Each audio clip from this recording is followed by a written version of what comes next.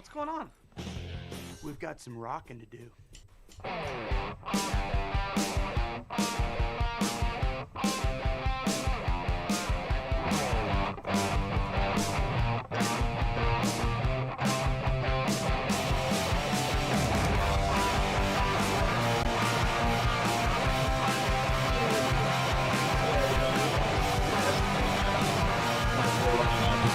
Poor guy. He's conducting like John Williams over there. You got to see him. He's doing this, and I'm loving it. And then he's waiting for me. He's like, I got it. And I just sat there like an asshole as we start the show here. Welcome back to SEN Live. Happy Monday, everyone. And I hope you're having a wonderful day.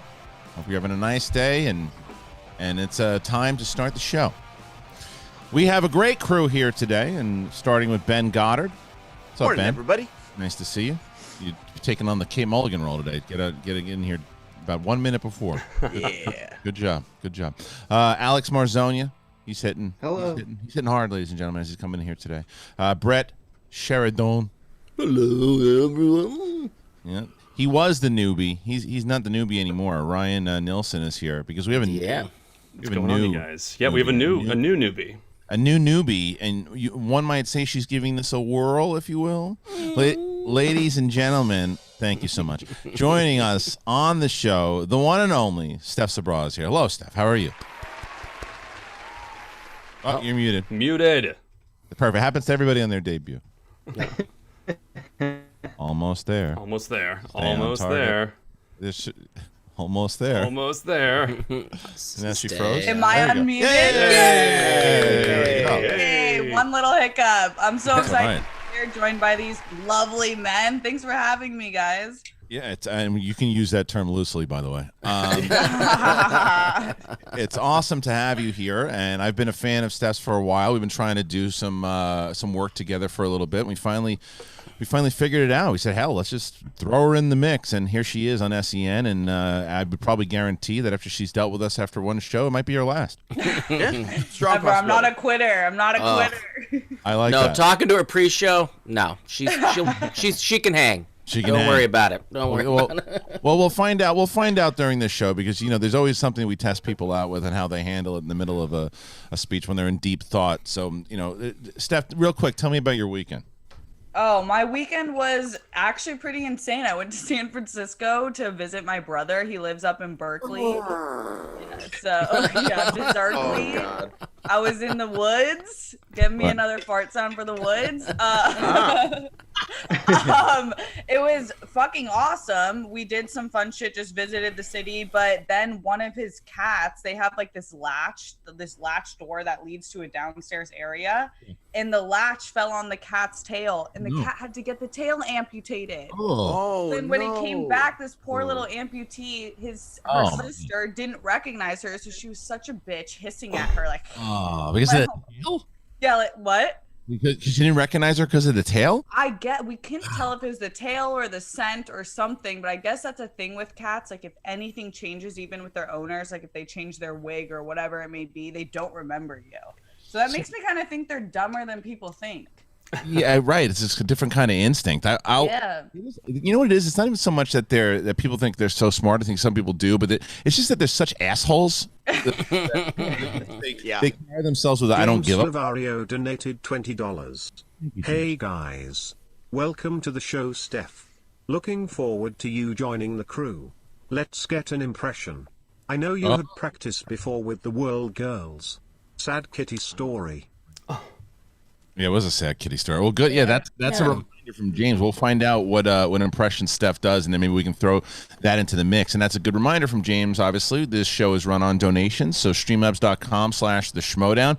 If you want to welcome Steph to the show via Schmobot, you can do it. Go to streamlabs.com/theschmoedown, and we can ask some questions. We can do whatever you'd like as we started to get into the actual topics of the show.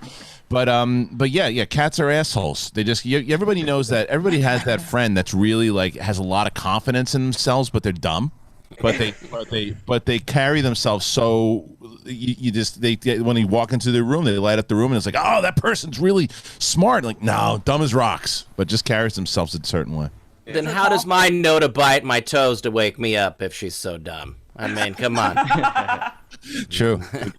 I keep threatening to send her to a farm. Lonnie's not happy about it. I keep saying, no, she's gonna go to a nice farm and big open space. You don't seem like a cat person, to be honest with you. Yeah. I had one for 19 years, and it was an amazing cat, indoor, outdoor. That's the thing. This cat tries to bolt every single time we open the door to our apartment. Yeah, we're on the 3rd floor, too. She could jump over this rail. It's kind of freaky, but she wants to leave, and I'm like, let her. I'm done with it. I mean, listen. Cats are wild animals, dude. I'm telling you, they're not supposed to be pets. Cats. I mean, it's like the Danny DeVito version of a tiger from Twins. You know, it's like it really is. But now my wife wants to get a leash. Christian, you imagine this? Me walking around the neighborhood with a leash and a cat, like a please do that. Insane person. They're also like the most invasive species. Like they kill, like they fuck up like the ecosystem. Just like house cats with like how many birds and like rodents and stuff they kill. George Carlin's bit was the best when he's just like, oh, everyone says, oh, look at the little kitty cat, so cute. Oh, so cute. Look at the way he's playing with that mouse. Go, bullshit, mouse doesn't feel Absolutely true. You know what I do like about already with Steph when she comes in here is that you thought it was like watching a fighter in round 1 when someone throws a jab at them and it doesn't even faze them. Those farts on, she went right through that story. She's like, fuck you guys, I'm telling you. It's a cat that has no tail now. No, Christian, stop farting. I'm trying to tell you about a cat that lost his tail. It's terrible. Rev the farts up. She's like, do another one. She goes, I could do another one because it's going to just amplify the story. Yeah. Well, Steph is here. We're happy to have her, and you guys are lucky to have her because we're adding some more people, and I think we're going to start getting her involved in the SCHMOEDOWN next season too. So we're excited about that. So lots of stuff happening with the SCHMOEDOWN. We have got just a couple more matches left in the teams, and then we are off to spectacular, ladies and gentlemen. We have the big teams matches. If you didn't watch last week, and you're going to get spoiled, so sorry for that. The Founding Fathers are going to face Final Exam. It is Dan Murrell and John Roca versus Paul Oyama and Lon Harris. Thank you so much. And then the other side of that, you have the Odd Couple, mentioning Roxy Stryer, of course, and they face the hot team, exception, Marisol McKee and Adam Collins, the hotshot rookie that just looks unbeatable. I'm excited for these two matches, and then we lead up into the spectacular, and man, that spectacular card, and the tickets are available at theshmoddownlive.com. I was talking about it before. We've got Chris Jarrett goes on the card facing Glow star Brittany Young. Kevin Smith is facing our own Brett Sheridan, which is going to be great. The Inner Geekdom Championship is on the line with Chandru versus Chance. You got the Teams Championship where you have Shazam versus whoever wins the tournament. The Alex Damon defends his Star Wars title against Ace Cabrera. And obviously the Singles Championship's on the line when Dan Murrell tries to become the only champion to defend the Singles title 3 times in one reign as he defends against the undefeated Adam Collins. So it's a stacked card, guys. It really is. So check it out. SCHMOEDOWNlive.com. $10 patrons have access to it, and it's available for $9.99 on the site. All right, Alex, we got some news going on. A lot of news actually this weekend, huh? Where'd you go? Yeah, we got a little bit of news. And God, Alex! Am I late again? Oh my God. All right. All right, let's see if, okay. We talked about it a little on Friday as the story broke, but the Emmy-winning Molyneux sisters, Wendy and Lizzie, will be writing the next installment of the Deadpool franchise. The movie is expected to be rated R like the first 2 movies and will be the first time Kevin Feige gets to work on an old Fox Marvel property.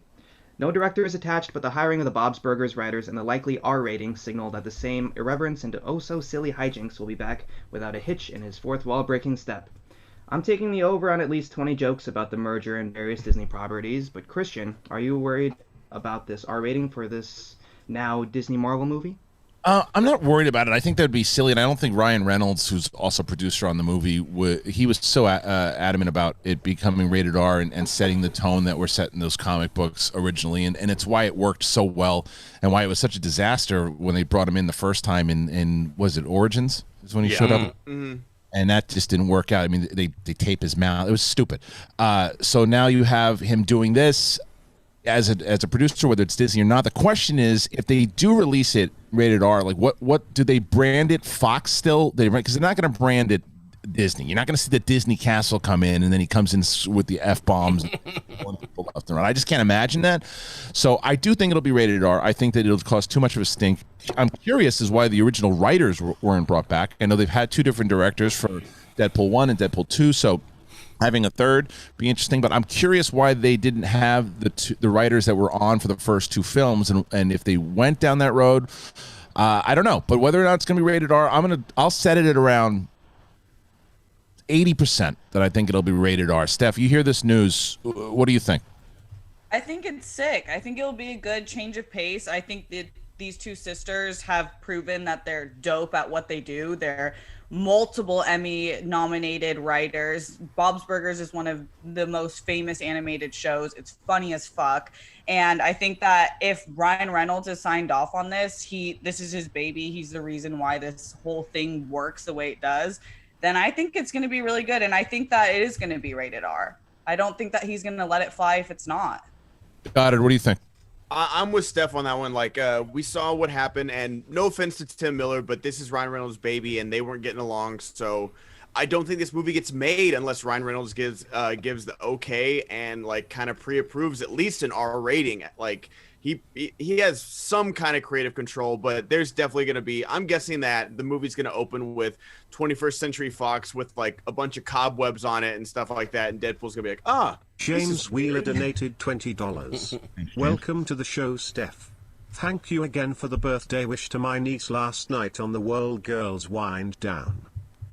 Nice. That's awesome. Thank you for that, and thank you for giving us a nice warm welcome to Steph here. And I agree with both. I agree with both of you guys. I think that it makes sense that he's too locked in. He's too locked into this character, and the audience is also too locked in to this character to say, "Oh, now you're doing PG-13." A reference that probably nobody is going to get here, but when the first Major League came out, which is one of my favorite baseball movies of all time, favorite sports movies, favorite movies of all time, they did a sequel, and the sequel was PG-13, and it's awful. Terrible, and it just took away the edge. It's not that it needed certain F-bombs, it's just that edge wasn't there anymore, and that's a baseball movie. You know, that's not. Yeah. This movie needs that edge, otherwise it just doesn't work. So, Brett, what do you think? You think it's going to be? I think it should be X. I want to see Tink come in, hit the castle, X rating, hardcore sex scene right at the beginning. No, I love it. I love the Deadpool. Well, we just saw a peek into Brett's psyche that he wants Tink in a sex scene. Got it. Yeah. Got it. I'm surprised that they got away with what they got away in the first one with the sexual stuff in it with him and the stuff that someone mentioned in the chat because I'd said, well, they just throw the Fox thing and they don't do Fox anymore. It's like it's just Century Pictures or whatever, which is fine. 20th Century Studios. 20th Century Studios, which is fine. Do that. I mean, that should be their division to be able to put out things. Because remember, Disney used to put out Miramax movies back in the day. You know, they had Miramax, so they were putting out rated R things. It was under the Miramax banner. So. Yeah. I think there's no way it's not going to be R-rated. They've started the precedent has been set, and that's what people want. And I don't think they're going to go any different direction. I agree with you. Okay, what else? What do we got next on the docket? Right, next. You know what we should do, Steph? What's your singing voice like? It's truly awful, and I don't say that for attention. It's really painful to listen to. Then that's even perfect. Okay, that's what fuck it. That's even better. So all right, listen. So that's what we're gonna do today. We're setting the goals here. And now she should have said she sings great because probably nobody would have then donated. But now that she sings terrible, everybody's gonna donate. So and then you'll regret it shortly after. We'll see. So here's what we'll do at the 500 today. We will set it at Brett Sheridan singing something. At 600, it'll be Goddard still hasn't sang that Nightmare Before Christmas thing. Right? So 700. Okay. 700 for you. Yeah, we'll do 500 for Brett, 700 for you. We're gonna do 800 for Steph doing whatever song. We'll pick a song for her. So we hit 800 today. We're gonna hear this terrible voice. I bet she sings wonderfully, and she's just she's talking shit. No. No, it's bad. No, I'm honest about my flaws. This is definitely. Don't you hear the monotone? This cannot reach a certain level. There's no songs that you can hit. Like, what about hip hop? Yeah, maybe like a talking lyric. Yeah. We'll find something. She's Spoken really word. We'll poetry. do some. Yeah, slam poetry. I got you. Nice. All right, as we move on, let's get to the next topic, and there's tons of them today. I was surprised at how much there was actually out there today. Alex, what do we got? Staying in the world of Marvel, Black Panther 2 was planning to begin production in March 2021, but due to the passing of franchise star Chadwick Boseman, has now been pushed back for a July 2021 start date. Ryan Coogler is on board to write and direct the sequel, with Letitia Wright, Lupita Nyong'o, Winston Duke, and Angela Bassett set to return, and Narcos Mexico star Tenoch Huerta joining the cast, possibly playing an antagonist. Black Panther 2 is still slated for May 6, 2022, following the releases of Black Widow, Shang-Chi, Eternals, Spider-Man Hanging with the Homies 3, Thor, Love and Thunder, Doctor Strange in the Multiverse of Madness, and all of the various Disney Plus series. Kristian, what do you think about this? Well, obviously, tragic circumstances had set Marvel off from this particular project, and I remember when they announced it that they were doing it at, I think it was D23, when they were excited about it, and then obviously Chadwick Boseman was hoping to make a comeback from this thing. He was trying because they didn't even really know to the end, because he was fighting it pretty hard, and it just the world stinks sometimes, and we lost a great, and he's not, obviously they're gonna have to continue the story without him. So the question is now, they have to rewrite stuff. They have to rewrite the story, what they were going to do, and how they originally were. Stars donated $20. A little help for SEN crew. Yes, Steph is here. Whales flowers. That was censored. It was whale's vagina. Oh, whale's vagina. Yeah. You're gonna have to explain that. Okay, well, I'm from San Diego, so Anchorman's my favorite thing. One of my favorite things. So whale's vagina, just the girl from the whale's vagina.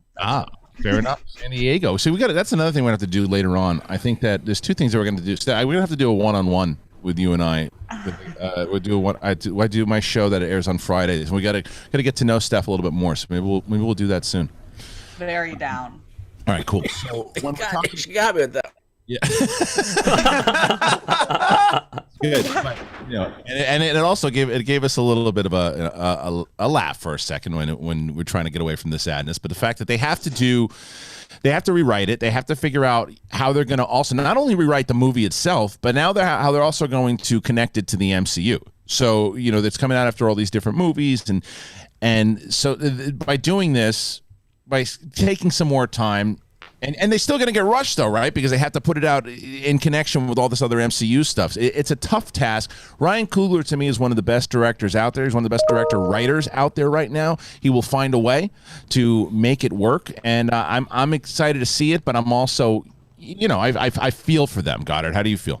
Same. Like it's an impossibly tough situation because they do have to continue. But I'm so glad they're not CGIing him. I'm so glad they're not recasting him. I love Shuri taking the mantle. Did they say Denai Guerrero was coming back, Alex, in the article? Because that was a name I didn't hear. Because Okoye was my favorite part of Black Panther, and if she's not in there, then I'm like, I don't know if they couldn't get her contract done or something. Is that his sister? No, that's the leader of the Dora Milaje, the honor guard. Oh, okay. The girl from Walking Dead. Walking Dead. Yeah, the name's not in the article. Wow. Not in the article, but looking. I mean, it could just I'm not trying to make a thing out of it, but I love. She was so good in the movie. She needs to come back for sure. But yeah, I'm glad they're taking their time with it because the rewrites do need to happen. And I mean, no one's in a rush right now with everything going on. LA just got, sent back to the Stone Age again because of COVID. So I'm hoping for the best for this movie because they got thrown the worst possible curveball. And I hate to even call it a curveball like that. He tragically passed away while no one knew his ailment. And so that was the one thing people need to take away from it, because I remember he did something online. It was either an Instagram post or MTV Movie Awards, and he was really, really skinny, and everyone was going after him for his ragging on him. And then 2 months later, he passed away, and it was just dude, this is what you guys need to learn, and that not everything needs to be a joke, and not everything needs to you don't need to clown on everybody for fucking everything because you don't know what they're going through. Because they didn't announce it. Steph, what do you think about this as far as them having to rewrite and when they're shooting now, and if what do you think they're going about it the right way? Yeah, I think they're doing it the best way. They took time to really think about it. It wasn't like an all of a sudden decision that they were like, we're still going to do it, which would have been really disrespectful. But I think it's an impossible task. Like Ben was saying, I don't know if it will. I have hope that it will be great because each of the characters, regardless of Black Panther, is sick characters and can have standalone films on their own. I wanted Shuri to have a standalone film. This might be like the next best thing that she's taking the lead role. So I think this is a good step in the right direction. Agreed. Ryan, what do you think, bud? You know, the thing that stands out to me in this article is that they're shooting this July. Like, I thought that they were going to need to delay this a little, push it back, everything with COVID as well. But what's reassuring is that it sounds like they're really going to take their time. Like, they're planning on having this start in July and just continue through the end of the year. No rush. I know they're really focused on all their Disney Plus, their TV content right now. So I'm just shocked that it's turned around this way. Like the fact that they have a story now that they are prepped, all set to go in 7 months from now, 8 months from now. Good for them. So yeah, it's really unfortunate circumstances. I'm glad they're not digitally recreating him, and I think Huerta would be a great addition as a villain for this franchise. Agreed. All right, let's move on over for a second. Let's turn the Schmobot off just for a moment. And Brett, you've been talking about this. You have been raving about this, and I'm excited to hear you rave about it again, my friend. All righty. Anybody stressed out? Everybody stressed out? Pretty much. Yeah. Hey, guess what? They're closing out outdoor dining now. That's something to be happy about. So you know what you're going to need to do? You're going to need to clear your headspace with Headspace, okay? So Headspace is your daily dose of mindfulness in the form of guided meditation, and it's easy-to-use app. Headspace is the one and only meditation app advancing the field of mindfulness and meditation through clinically validated research. So whatever your situation is, Headspace really can make you help feel you better. Overwhelmed? Headspace has a 3-minute SOS meditation for you. Need help falling asleep? This is my big one. Headspace has wind down sessions their members swear by, and for parents, Headspace even has morning meditations to do with your kids. Headspace's approach to mindfulness can reduce stress, improve sleep, boost focus, and increase your overall sense of well-being. I've talked about this when I use it almost every night. It's when I wake up and my mind starts racing. They have this kind of get you back to sleep thing, and they kind of talk you through, just kind of getting out of your head so you can fall back asleep. Headspace is backed by 25 published studies on its benefits, 600,000 5-star reviews, and over 60 million downloads. Headspace makes it easy for you to build a life-changing meditation practice with mindfulness that works for you on your schedule, anytime, anywhere. You deserve to feel happier, and Headspace is meditation made simple. So go to headspace.com/SEN Live. That's headspace.com/SEN Live and get free 1-month trial with access to Headspace's full library of meditations for every situation. It's the best deal they're offering right now. Head to headspace.com/SEN Live today. Get a little space in your head. I don't know if that one's good. We can kill that button. You know what I like about that? Because I like when you get excited about when we have sponsors come on and they're on the show, and I love when Brett gets excited about it because he'll call me and he'll say, "I'll do this one. I'll do this one. I'll read it. I'm using this. This one. This is great." And they're all the mental health ones. We need to keep calling us, but no. And deodorant. It's the two things I deal with: being stinky and having mental issues. That's right. You stinky. Now you have stinky headspace. If you bald, but if you listen. People love Headspace, and you guys should check it out. It's in the link. It's in the description. Right. It's in the description right now. Go and check it out, and use the code. Well, you got it. Speaking of switching on, even though it's not today, I will tell you that Steph, have you used this native deodorant? No, but I think that might be. Is that the organic one with no? It is the fucking best.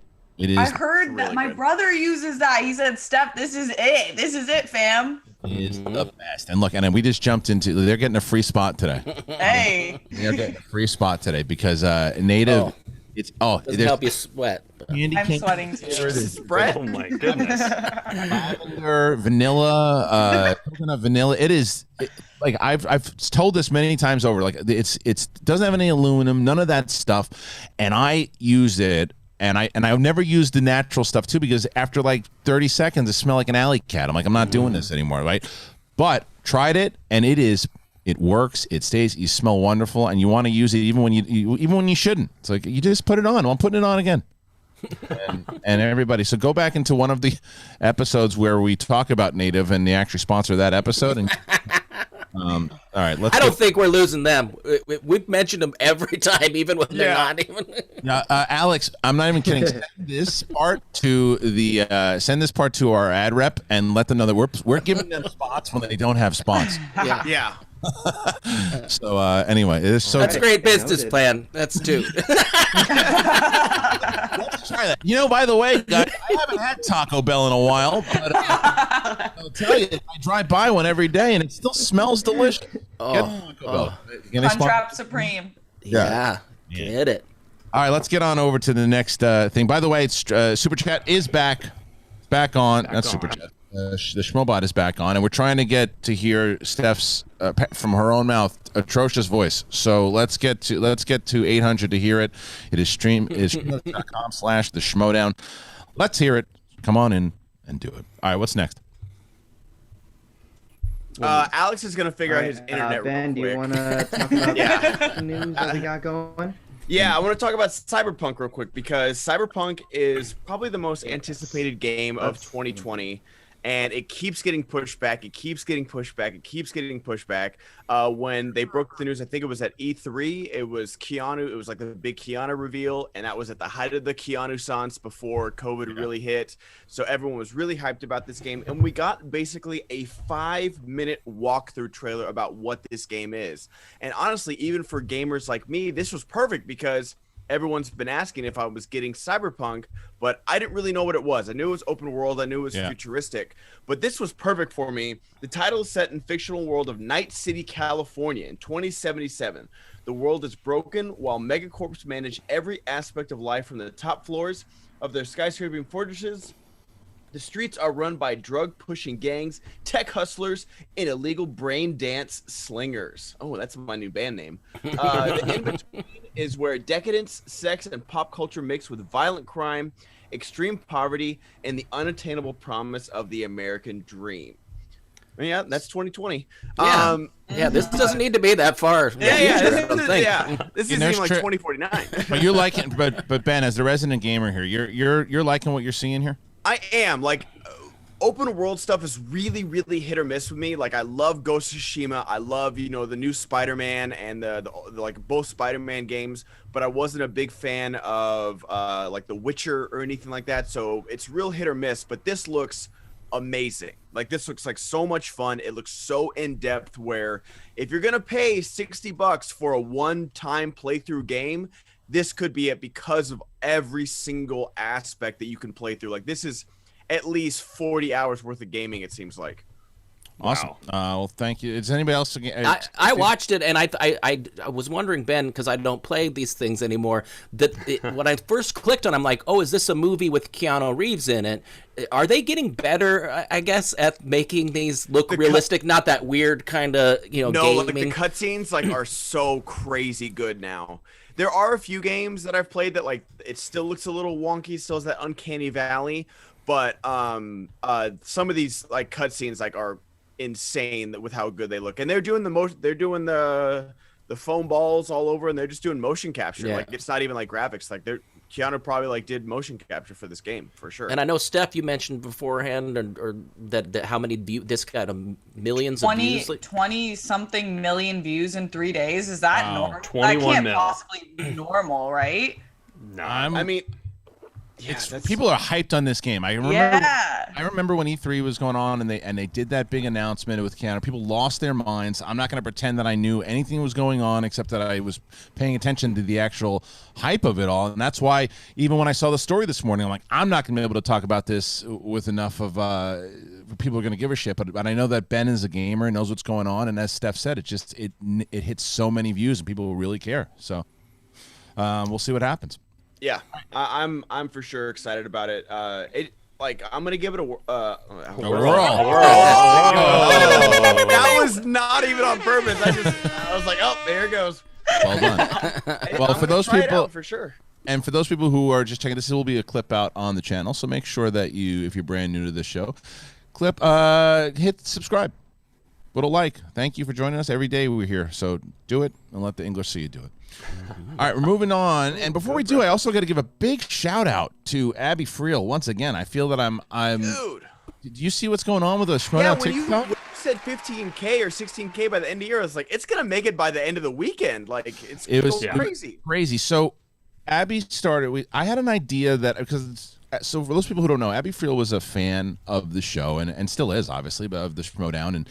And she just used to post these like reactions to every live event that we did, and they were really creative. And then I started to see that she knew a lot about TikTok and started to do a lot of these really creative videos with TikTok. And I was like, man, we need a SCHMOEDOWN TikTok. And I reached out to Skybound and I said, I think that this is who should be running our TikTok. I think that she's young, she understands it, she's got her finger on the pulse of it, and she knows the show.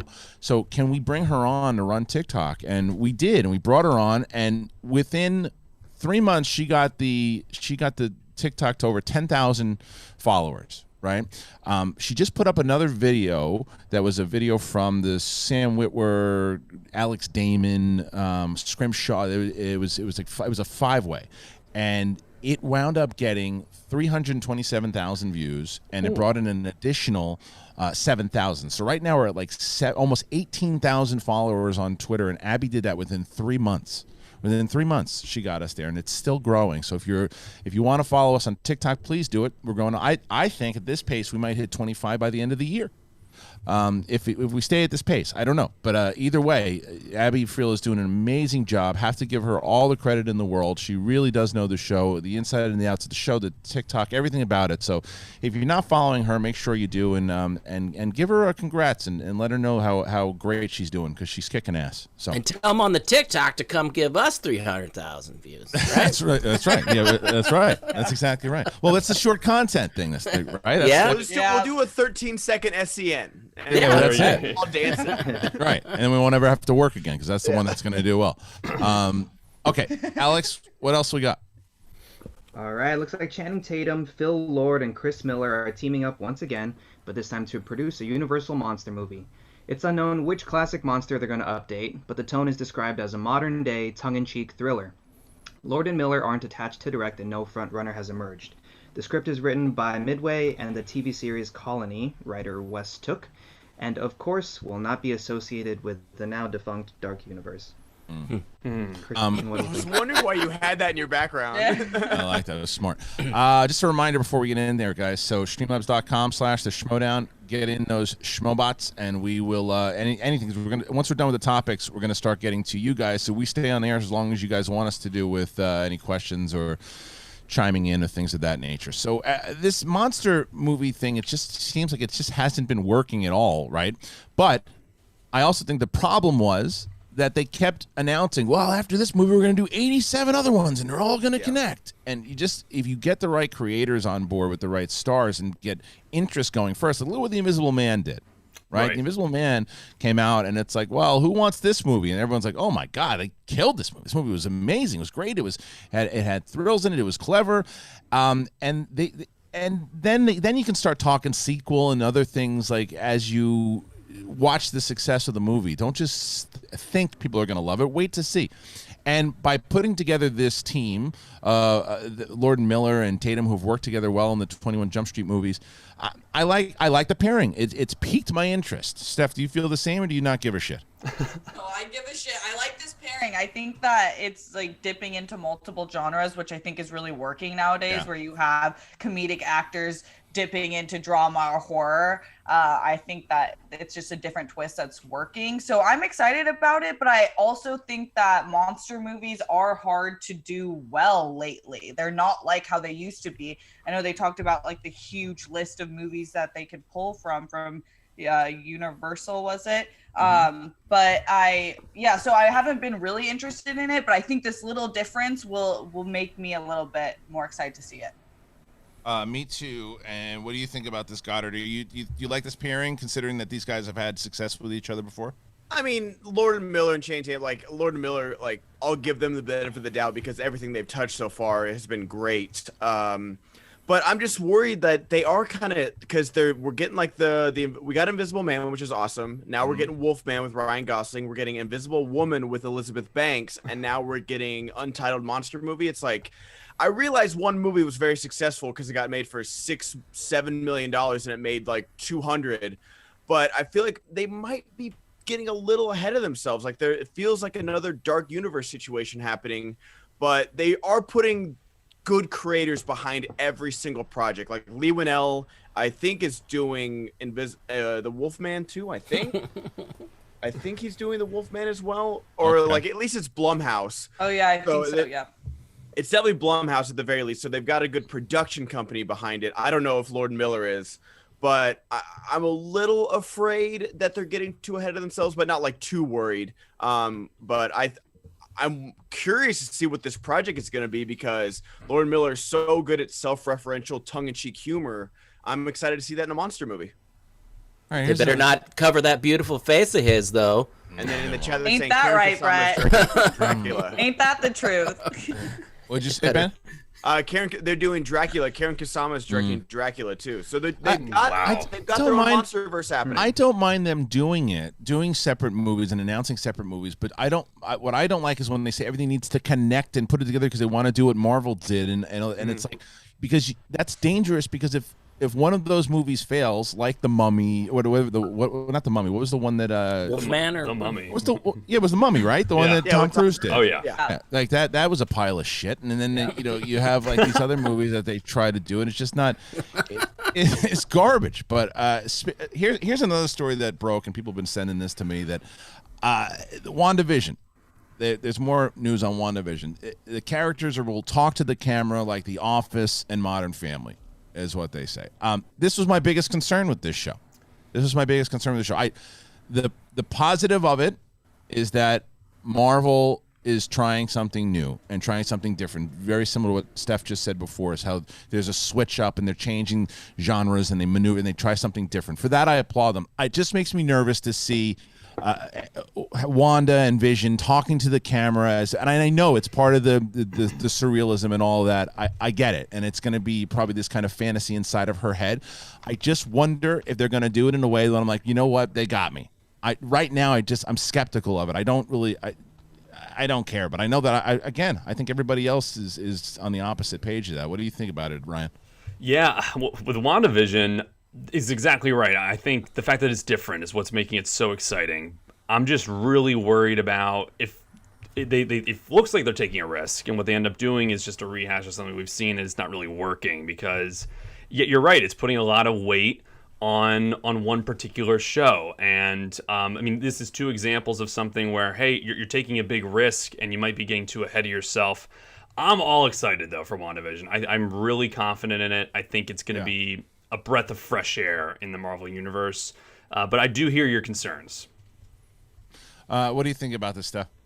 I'm really excited. I think you have to do something different nowadays to really get the people's attention because there's so much going on. I think Elizabeth Olsen is the actress to do this sort of deadpan to the camera and make it surreal. And I think it's going to be really cool. I'm really, really excited about this one. When you see this trailer though, like, do you like the what they're doing with the potential? I just wonder how much of that sitcom thing is going to play into it. And it looks like a lot. That was because when I was saying that was my initial concern. Fans were like, nah, that's just going to be a portion of the show. It won't be the whole thing. If it is a majority of it, do you welcome that? I don't love that. I'm not like a massive sitcom person in general. Yeah. I do think that my first instinct when I saw it was that this is a trailer thing, something to like get the people thinking that it's going to be a little bit different, focusing on one side of what the story is, and then when the show actually pops, it's going to be have so many different elements coming through. The one I was going to say, Goddard? I'm sorry. Oh, no, go ahead, Ryan. I was going to say that what reminds me of this is that Marvel one-shot that Taika did with Thor. It was right before we got Ragnarok. It was in that style, that mockumentary, and I think it was in Australia, and they were just covering like a newspaper team. I really liked that. Again, though, that was Taika Waititi, and he had done that with What We Do in the Shadows. So I am a little bit uneasy when I do hear that. Yeah, I think it's going to be an episode by episode thing. Like, I think one episode is going to be an I Love Lucy episode. One's going to be Roseanne. And I think one episode is going to be The Office and Modern Family, where they're going to have confessionals. And, you know, you're going to get some Jim looks to the camera every once in a while. Like, I think it'll be interesting. I'm not quite as like skeptical as you, Kristian, but I am skeptical. Like they're throwing a lot at this, and I respect the big swing. I hope they connect. I will be watching it. There's no doubt about it. I will be watching it. I just want to see if I hope that I am definitely wrong. But here, as we get during the show and before the show, there's always these articles that come out and that are perfect for this show for us to cover, and we just covered this one obviously, but our audience really knows us. I mean, they really understand us for sure, because this was the top story that somebody wanted me to lead with today. And Sex Pistols star Johnny Rotten was bitten by a flea on his penis after rescuing squirrels. Oh, Jesus. So, you know, is anybody safe in 2020? Is that a Mad Lib? No, this is a real story. So Saw that. There's so many questions. There's so many questions. First of all, if you got bitten by a flea on your penis while you're rescuing squirrels, don't you just come in and say, hey, I think I got bit by a bug when I was rescuing a squirrel? Well, why were you rescuing squirrels? What happened? Well, let me tell you that story. Well, why was your penis out? It's the only way to rescue squirrels. Right. Yeah. So here's the article. That's how you lure them in. Of course. You guys like nuts? Hey! The Come to me, sweetie. Come on. Don't be scared. Jump out of the tree. I know you're not safe, but look at these nuts. That's right. Jump, I'll catch you one way or another. Land on my branch, sweetie. Come on. That character. If that was Johnny Rotten, it'd be a very different Sex Pistol. I was going to say, I really want Brett to continue his Johnny Rotten impression. Come on over, you fucking squirrel. Come on over. Because he is I was just trying to get that squirrel to jump on my bell end. Come on in there, squirrels. Grab the nuts. All right, the Sex Pistols rocker has been attacked by the small parasitic bug, which have left itchy bites all over his body, including his nether regions. He looked down and said, I looked down there this morning in my willy and there's a fucking flea bite on it. And there's another one on the inside of my leg. Yeah. John, 64, and endured his flea bites after he befriended a bunch of squirrels. That makes sense. He became friends with them at his Venice Beach home in L.A. Okay, so it's in L.A. too, by the way. And it's in Venice. Fleas are everywhere. Yeah, it makes a lot of sense. Then he said he's been taken to smothering himself in Vaseline to ease his discomfort because he doesn't want to blame the poor squirrels. Okay. Yeah. Can we change the thumbnail now, or is this the? Yeah, this is headline news. That's right. He added. What else did he? That's why he's using Vaseline. Mm-hmm. Yeah, that's why. To cover up. Yes. Luckily, I just had this Vaseline over by the nightstand. I don't know. I'm always prepared for these flea bites. Yeah. Oh man. So he got Johnny, what are you doing in there? Oh, it's all got flea. I needed it to swell, and I took a little approach differently this time. I got flea bites on me fingers and on me cook. All right, let's. Every UK viewer just clicked off and down. If they haven't already, I just. Yeah, it's true. Well, Aisha Kenya makes a great point. She says, squirrels won't take you seriously unless you're naked. Well, yeah, that's true. It's true. Look, from someone who has had battles with squirrels. _it_away_ now donated $20. Well, the Johnny Rotten story would have been better if the squirrels were owned by Flea. Yes, it's true. I'm just letting you know, everybody here. So we're at 10:45 in the morning, and we are about $680 away from Steph blasting out a tune. So if you guys want to hear this, we're gonna get it to happen sooner or later. But if you want it to happen on her debut, then do it. You got anything else worth talking about, Alex, or should we start getting into the Streamlabs, do you think? I think this is pretty worth talking about. That the diaries of the late, great Alan Rickman will be published as a book in the fall of 2022. Yeah. The journals covered everything from his thoughts on acting to insights on friendships and politics, as well as behind-the-scenes stories from his Harry Potter, Die Hard, and other legendary movie experiences. He documented his career, which spanned 27 volumes, with the intention of publishing them, and publisher Canongate will edit it into a single book. Kristian, will you be reading this book? I very well might. I loved Alan Rickman. And he's just such a brilliant actor in general. Love him. So I'd love to hear more about him and just to see his approach overall. And I remember reading something about him when he was doing Die Hard, and that shot. Where the hell was it? Oh, there was this Netflix special on Die Hard, like the making of it, the movies we love. I think it was called. Yeah. And they talk about Alan Rickman. You know that classic shot at the end when he's falling off of the building. They actually dropped him from something, and very far, and he didn't know how far they were going to drop him. So that look of terror on his face is legit. They dropped him on 2. They're like 1, 2, and they dropped him. Yeah. So like that, like he was like, oh. But he also didn't know how far it was. Oh, really? Oh my gosh. It was That's far. terrifying. It was, and that's why. But they said he took it like a sport, and he was awesome because it added to the. Like that's legit terror in his face when he's fallen from the building there. So hearing all those stories and about that, and I always remember Bobby Finstock's first appearance ever, or was it? Yeah, it was his first one ever when he told the story about Alan Rickman, and he's like, I went up to him and I was like, I'm a big fan of yours, and he's like, let me guess, Die Hard, and he's and Bob, like, no, Sense and Sensibility. It's like, really? And he's like, no, of course it's Die Hard. I was really excited. I was like, yes, it's Sense and Sensibility. I'm going back and forth with someone on Twitter as we say I'm multitasking, which is a lot of fun. It's a little bit weird. Like this is an odd parallel to his character Snape, where I feel like at the end of Harry Potter, we kind of see his diary with his tears and everything. Yeah. It's a really, I'm really excited to read about this and all of his behind the scenes experiences.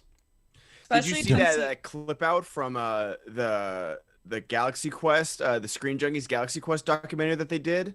It's like called Never Give Up, Never Surrender, and the directors were talking, and they said like one day Tim Allen got like overwhelmed. He's like, oh my gosh, like this, I need a break. Like I need to go back to my trailer. And Alan Rickman just looks over at the director and he goes, I think he just discovered acting. Like just threw some like serious shade at Tim Allen. I was like, okay, now I want to read the diary. Now I want to read the diary.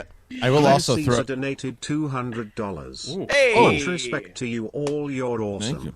So glad to have Steph as a part of SEN Live Now too. Kristian, thanks for bringing her on board as a member of the SCN crew. Hashtag Steph so dope. Follow the World Girls on Twitter and Instagram. Oh, hi Brett. Hey, thank you. Nice. Thank you for that. Yeah, that's big. That gets closer. And yeah, man, like I said, Steph and I have been talking for a bit of trying to do something together, and then it just kind of worked out. I said, hey, you interested in coming on SCN Live? She said, I think the words were fuck yeah. Fuck yeah.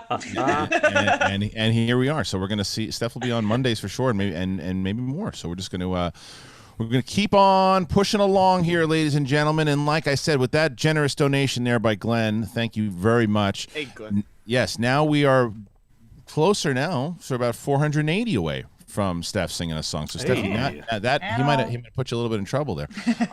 It's so funny because I just saw someone in the chat room when I told that story, because you had tweeted out that you were on the show today, Steph, and somebody was like, oh, I might actually I don't watch them, but I might watch it. And I wrote back and I said, thanks, question mark?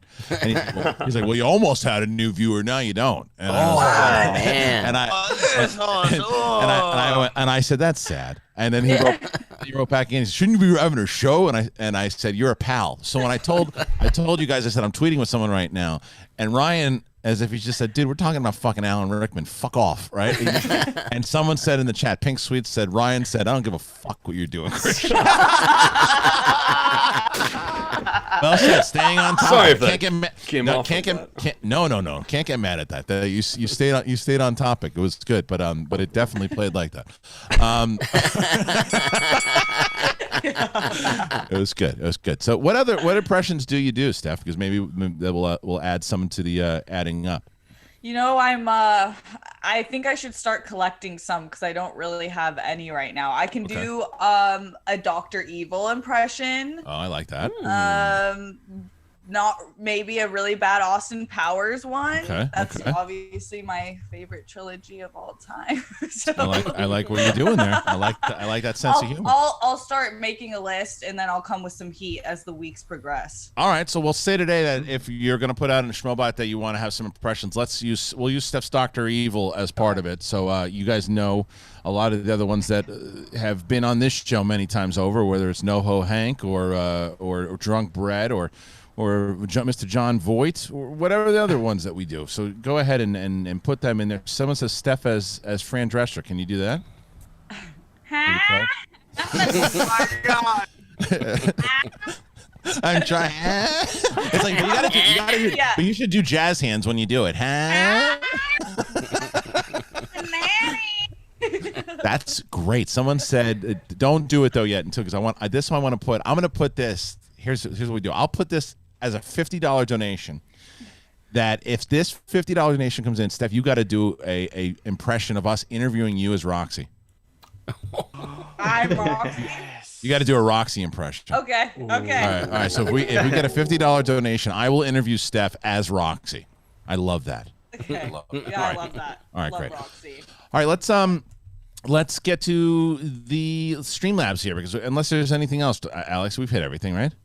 There was something that came out this morning about the 355, the Universal movie starring Jessica Chastain, Lupita Nyong'o, Diane Kruger, and a bunch of whole international cast. It was moved back a full year due to all the theaters closing down, and it's just another sign that all these movies just keep getting pushed back, and that Hollywood is just adjusting to this whole pandemic. Jake_Iacoffer donated $100. Whoa, so glad to see Steph and Ryan on here. #fuck yeah. Salute. Do the interview. All right, we'll do the interview. We'll do the interview. Jake, the man. Jake. I haven't seen Jake in a while. Jake's back. Good to have Jake back. So, all right, here we go, ladies and gentlemen. I'm here today with Roxy Stryer, good friend of mine, obviously. Roxy, what have you been up to lately? Oh, I'm just visiting Boston, talking shit, drinking alcohol, partying with my friends. That makes sense. That seems something you do. What shows are you watching right now, Rox? Watching The Mandalorian, but I don't really like it that much this season. Oh my God. Rewatching just the Patriots with my family. I love football. Oh, that's true. You do love football. Do you have you been getting, because you don't have good directions here, have you been getting lost a lot lately? Seems like you get lost. No, never lost. Always right on target. I'm Roxy Stryer, on time, always. That is a big lie. That is a big lie. I never lie. Well, that part of it might be true sometimes, but maybe a little off is what we say. Maybe the intention of, because have you ever? Let me ask you a question, Roxy. Have you ever gotten lost getting to your own apartment? Yes, sometimes at night when there's not a lot of light, because I am kind of blind. Thank you, the great Roxy Stryer, ladies and gentlemen. Yeah. Yes, true. She used to get lost. She would get lost all the time. Is she not liking this season of Mandalorian? No, well, we talked about it. Both of us did not like last episode. Really? Yeah, I thought episode Holy 3 shit. was sick as shit. And I love Bryce Dallas Howard. I thought she did an excellent job. And then the 4th episode, I'm like, oh my God, here we go. We know Ahsoka's coming. I'm so excited. And I was dozing off a little bit. Wow, really? I still love it. And I love all the characters. And I'm so excited. I have so much hope for it. But I'm getting a little bit tired of the Monster of the Week type episode, and I want like a little bit more lore and plot with the Mandalorians and Jedi. Shoot. Okay. So I don't want to spoil. I got it. You know what? Because of this, because I know how big of a Star Wars fan Steph is, so I really want to. We haven't really been able to talk Star Wars with you, so I am going to give a warning now to people. Has everybody here watched Mandalorian? Yes. All right, so I'm going to give everybody who hasn't watched the show yet the opportunity to come back in like 5 or 10 minutes because I do want to have a conversation with Steph about this, and you can't do it kind of James dancing Lavario around. donated $50. Let's get the RJ impression. Oh, he a little late, but all right, shit. I need Steph's review in Roxy Stryer. Well, we can we'll do another Roxy impression. We'll do a second interview. We'll do a second interview with Roxy in just a little bit. But all right, so I gave that warning, so I want to let everybody know. All right, so Steph, the thing was, I feel you when it comes to like what I've been saying. Like, it feels like a great video game to me, and I love it. Like, there are these side missions that sometimes play into the lore a little bit, and sometimes a lot. I thought episode 2 was the one that had the least amount of lore when it went. It certainly played into stuff that's happening now, whether it's the New Republic getting involved and why he ultimately has to go back to. He's got to go and get his ship kind of fixed up, and why he has to go where he does in episode 3. So it adds to all that, but plus there was more about getting off those spiders and bringing in those connections to Rebels. That's what the second episode was, right? The last episode, though, even though there's that side mission with the Empire, I thought it ties in more to the overall lore of the movies more so than anyone that we've had so far, because you had how obviously the midichlorians ties in to the prequels. The cloning and what that's ultimately going to lead to, whether it leads to Snoke or whatever it does, the Dark Troopers kind of coming back in from old school lore, and how it plays in from the mission of the tracking, because Dave Filoni is directing episode 5. Dave Filoni created Ahsoka Tano. I knew that Ahsoka Tano was not going to be in episode 4 because there's no chance in hell that Filoni was not going to direct the episode that she debuts in. So be able to lead up all into that and give us that piece of the puzzle of, oh shit, that's what these rogue empire is doing leading up to the First Order. That's why I thought it actually had the most lore of any episode that I've seen in recent history. Yeah, no, I think those are great points. And every time that those things came up in last episode, I was pumped. And I'm like, here we go, locked and loaded, ready to go. And then it just didn't really go anywhere. So I thought it was going to be like an action, like the episode, but it was more of a setup type episode for next episode, which I guess I should have come to the same conclusion as you with Dave Filoni, because Ahsoka is his baby and that makes a lot more sense. But so I'm really excited for next episode. I just thought we were getting that. So when I was sitting down, so you were disappointed. You were disappointed that we didn't get Ahsoka last episode. I understand that. I definitely understand. I think that I had prepared. My brother had asked me. My brother's a diehard fan of it, and he had texted me after episode 3, and he said, "Do you think we're getting Ahsoka or a tease?" I go, "No chance. There's no chance. Not until Filoni comes in. There's no chance." But what I have done is you go back, because my least favorite episode last season was actually the second Filoni episode on Tatooine. Yeah. When the one, what's it called? Which one? Was it Gunslinger? Is that what it was called? Yeah, you're right. Yes. That was my least favorite too. Yeah, that was my least favorite. Now, have you gone back and rewatched the season 1? No, I haven't. I actually was thinking about it last night. It's amazing how that episode plays better once it plays in like a full movie. When you're watching it like a full movie, it goes exactly what you're talking about. It hits, where how it ties in. Plus the fact the boots at the end now is that Boba Fett. Like, it's like there's so much that kind of ties in overall, that these little side ones that maybe like, oh, that was kind of throwaway. It tells the overall story. That's what Rebels did as well. So I'm wondering if for two things. One, if you went back to watch season 1, if you would get reconnected into the way that I did. And secondly, if you, after this happens, after this whole season happens, that if episode 4, now that you do see, because this number 5 is labeled, it's rumored to be called The Jedi is the name of the episode. Mm-hmm. So I have a legit question. My son and I were discussing this. So stormtroopers, they're made to have easily penetrated armor and get killed. Yes. And then they go like, okay, the speeder bike guys are like chilling somewhere and just ready to be, sent out at any moment, right? Because they have different looks or whatever. And then there's the TIE fighter guys in the black. So they're like, what are those guys doing while are they just waiting for, okay, now send in the speeder bike guys? And the speeder bike guys, I think they were just sitting around there waiting because they were obviously very eager. They were ready to go. Yeah. Yeah. But how shitty is it for some of those stormtroopers? They finally are able to shoot, like, because they can't shoot shit, and they finally hit something. They hit the Beskar 3 times. It does nothing. It has the same reaction as when we tried to throw Steph off at the fart noise at the beginning. It does absolutely nothing. Roxy Strier's in the chat at the moment. So what a better way to say? All right, so Roxy, let me ask you a question. Roxy, do you believe that Ahsoka Tano will show up in the next episode? Question. And I'm asking you. Oh, me? As Roxy. That was good. Okay. That was a good.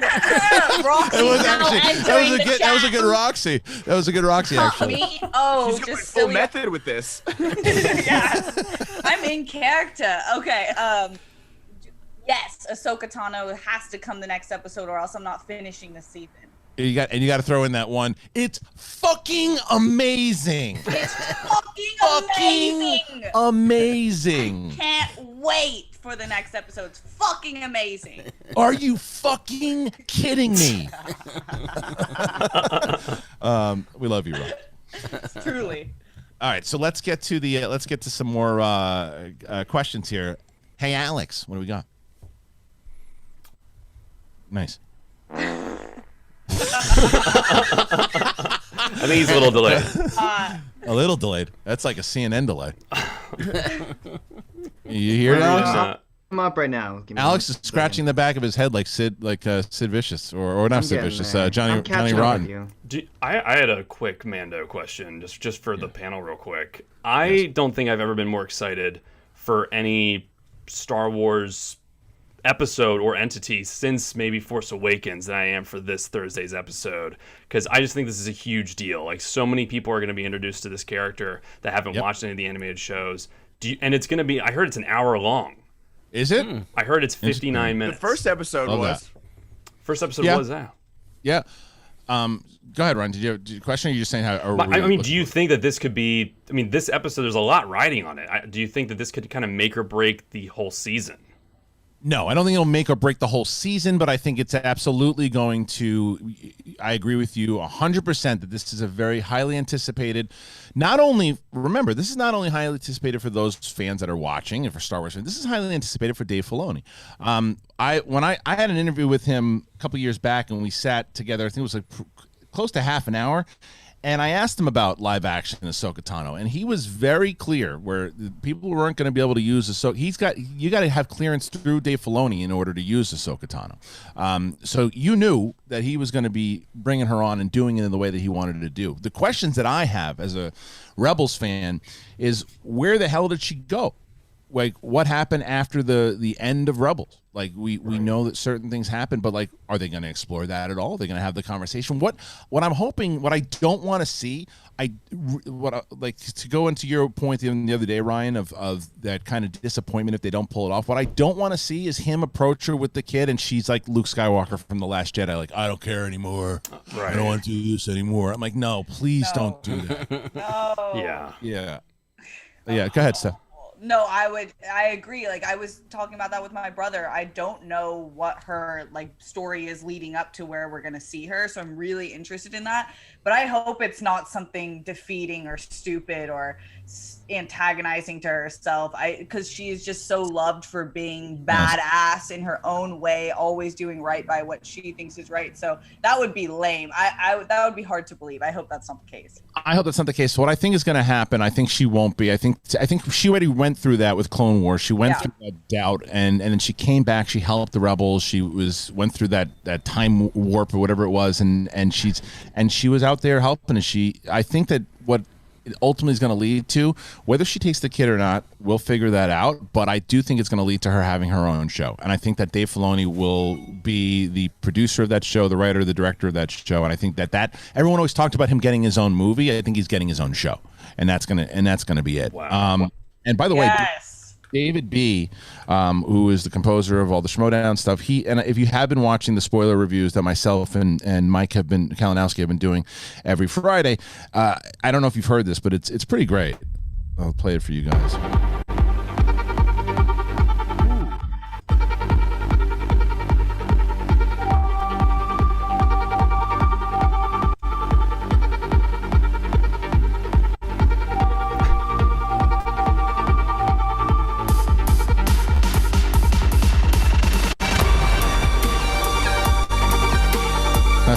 obviously it's the Mandalorian spoiler review song that we do, and that's every Friday at 9:30, right before SEN, and we'll be doing it this Friday. By the way, we will be reviewing that. I will not be hosting on SEN that day, but I will be doing the spoiler. So, just a heads up. Thank you to David B for that wonderful theme song. Yeah, that's sick.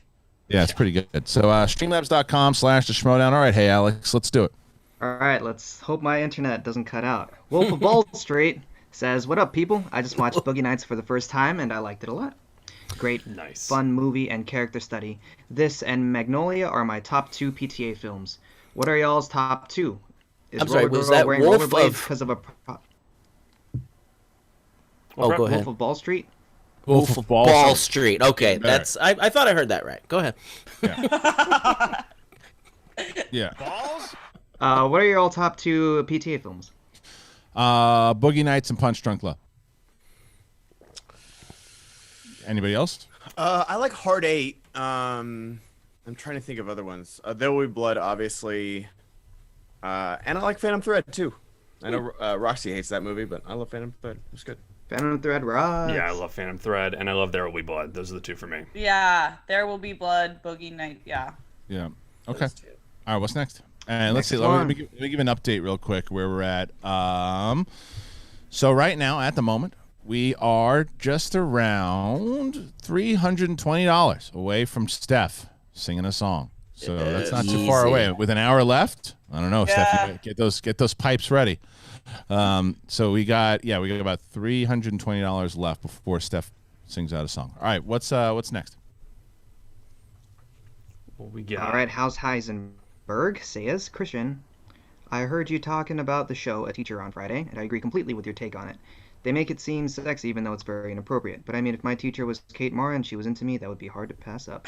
Yeah, that's the whole thing, right? Is that you get someone like Kate Mara, and if you're like a 17, 18-year-old if you're a 22-year-old kid and you're going, oh man, I'd be down to do it, but then you're a dad, and you're like, yeah, you don't donated $20. It's Steph Sabraw, huge crush, she rocks. SEN now stands for Steph Entertainment Network. Steph enjoys nuggies, #WorldGirls, #Baby Yoda. Nice. I love Baby Yoda. Thank you. Fair. You mean the child?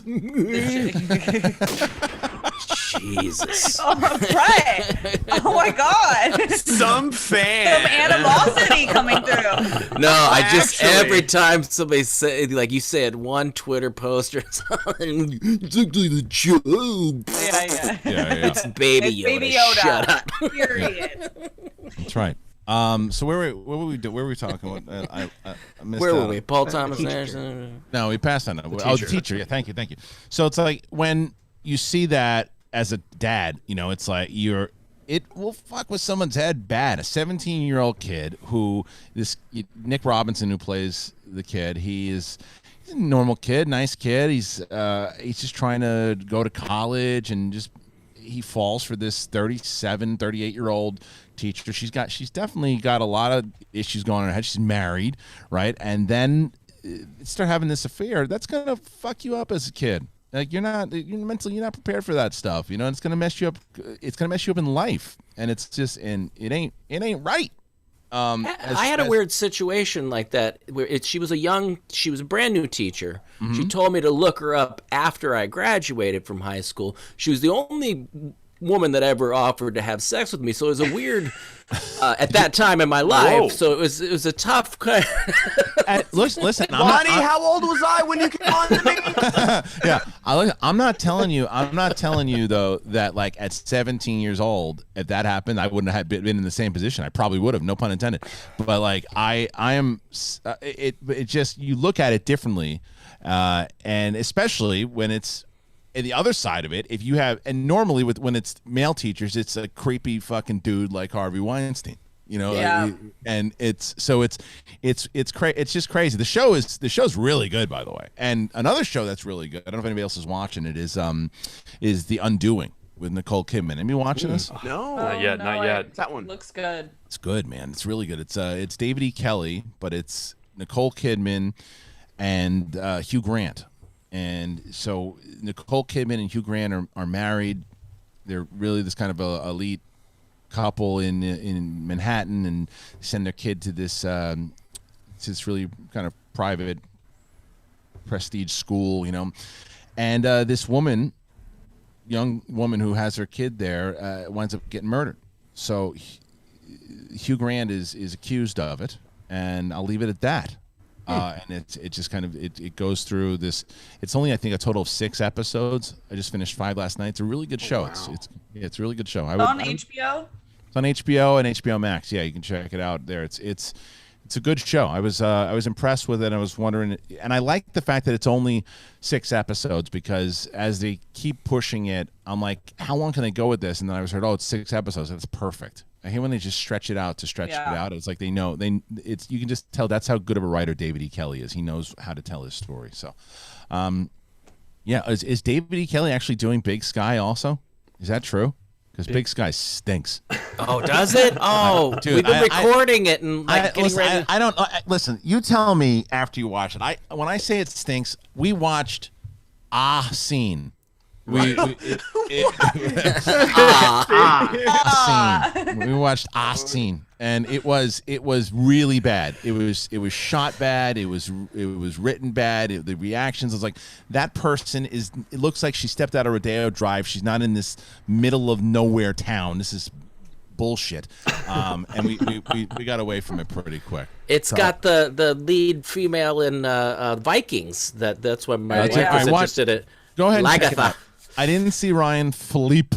I didn't see him. I didn't see anybody that I knew. And what I did see, my wife wanted to check it out, and we both looked at each other and said, garbage.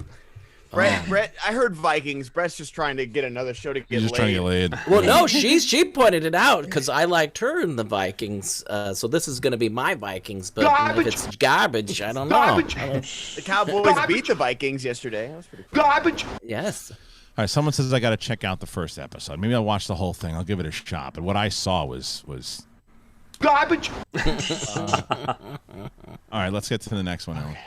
All right, Rob Fishbeck says, Steph Sabraw in the house. The whale's vagina. # world friends. Ryan White says, congratulations, Steph. So glad you are a part of SEN Live. Yet another reason to look forward to this show. Everyone make sure to check out Steph, Roxy, and Dorina on the World Girls every Wednesday and Sunday night. Hell yeah. Yeah. All right, Bella says, Mayor Steph, wondering if Kristian and Steph are feeling the same way about Mandalorian. Steph, you mentioned that you didn't love last episode. Also, 2 Asians on SEN. Hell yeah, hell yeah. Hell yeah.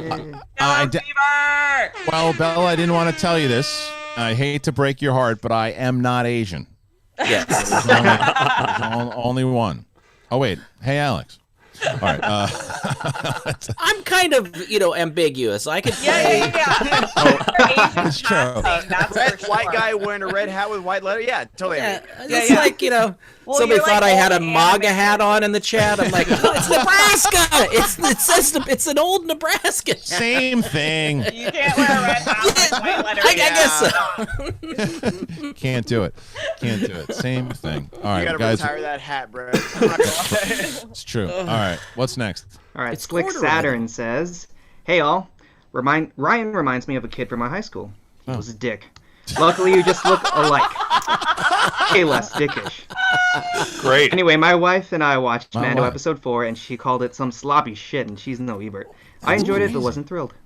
Oh my That god. You know, Thank it's you. so Timing on funny. that was It's so funny. Like perfect. up until today, I just heard really positive things about that episode. Minus the only thing that I will agree with the sloppiness is the guy in the white shirt and the jeans who made the cut. Did you guys see that? Yeah, Brian Ward.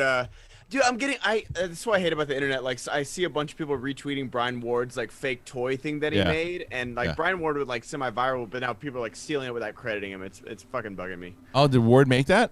Yeah, I think he made it. Because I saw it also. It's pretty great. But anyway, so it's I don't know. I thought the way that it tied into the prequels and it tied into potentially the sequel trilogy was well done, and I was want to see, especially with the tracking beacon and how that's going to tie into next episode and the introduction of the Dark Troopers. I'm pretty pumped. Yeah, the Dark Troopers for sure is exciting. We're just gonna ignore Alex's perfect comedic timing about, hey, you remind me of a guy at high school. He was a dick. Yeah, Yeah, that's good. amazing. I sold Get it. that a lot. Yeah. Do you get that? Do you get that a lot? I get that a lot. It's like the nicest human ever. Yeah, that's right. I do. I get that a lot. Hey, man, you look like the guy that punched me in the jaw at 7-Eleven. All right, what's next? All right, not Michael Rat Dingus says, welcome, Steph.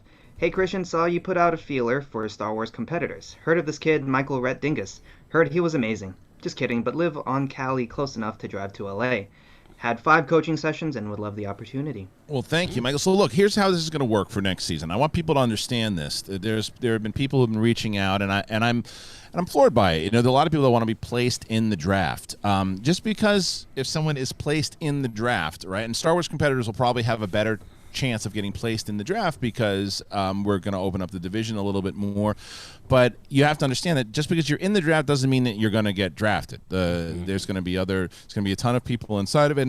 And if you don't, there'll also be a potential to have those minor leagues and stuff too. There are other people who just want to be placed in the draft. And I've seen some people who are not that good in trivia. It's like just to get placed. Hey, listen. Right. Don't attack me on this show. I'm so sorry, but I'm just saying that there's some people that I've seen, and it's like I don't want. That's why I used to have those auditions because I don't want people to get embarrassed. I don't want people to come in here and it's like if you have a big personality, you might be able to get a couple, but we're going to be very picky. Like I've had a few people who have reached out, and it's not as easy to get into it now as it used to be because there's just too many people. There's too many spots on the rosters right now. So there's going to be a lot of people, unfortunately, and that are going to be disappointed. But I also have the minor leagues for people to play in. So we're going to be very picky this year. But as a Star Wars competitor, you might have a good shot to get into the draft. I can say that. All right, what's next? All right, Tongue Punch Fart Box says, sup guys, glad to see Steph on today. To Christian and Brett, brought that native deodorant thanks to y'all's review. Yep. I love it so far. Using the buttercream and French vanilla currently and plan to use the candy cane scent for the holidays. You got it. No more Cool Rush for me. Yep, I'm telling you, look, my wife even said it too. She's like, let's just get a whole bunch of that shit for people for gifts. And I was like, yeah, let's do it because they're gonna love it. They're going to love it. So I ditched the degree that has me too. I used to 75% aluminum or something. Yeah, that's where I get my headaches because of the aluminum. Aluminium, Brett. Aluminum. Yeah. What's next? Glycerin. All right. Leonard Kim says, hey everyone, I hope you're doing well. You're all awesome, but I mostly want to show support to Steph on her first day. Please don't take it personal. I don't take it personal at all. That's the whole point. Yeah. Brett does. Jerk. God. Scumbag. She hasn't even done a full show. Yeah, it's true. God. We get it. She's fucking cool, right? Yeah. Jeez. She has a different show, and I still haven't started my own other show. every Friday on SEN. Oh, that's right. Patreon. That's right. All right, what's next? Mr. Anus says, I just want to see the first F-bomb or anything gory drop in the opening minutes so Wade can say, oh, you thought this would be PG-13? That's right. Exactly. That's what needs to happen. Absolutely in Deadpool 3 for sure. Next. All right, Garth Harkness McMurray says, I'm so happy to see Steph joining SEN Live. She'll fit right in and give the guys a run for their money. I hope her boobies mug catches on and influences the rest of the gang to buy their own. Love you, Steph. World friends forever. She's got it. There it is. Thank you. Yeah, I love that you have these little. I love that you have like these little catchphrases and things already that you're bringing into the show already. That saves us a lot of work. Yes, booby juice. Here we go. Well done. Nice job. Yeah, exactly. All right, she said it. We all just went silent. Yeah, everyone's like, I don't know what to say anymore. We turn into Nick Robinson from A Teacher. Yeah. Mute your mics. Yeah, that's right. Don't comment on booby mug. Don't. So, Steph, what's your favorite Star Wars film? Are you seeing anybody? Wait a minute. You're telling me that the new host, she likes Star Wars and boobies? What's happening? Who is this unicorn? Sensory overload. I should have started slower. Unbelievable. She must kill at Comic-Con.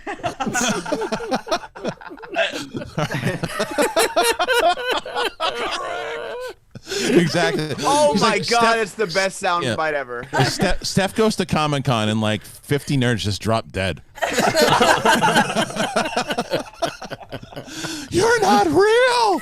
Walk on their bodies as they levitate in the air. I am the Avatar. That's right. That's right. What's next?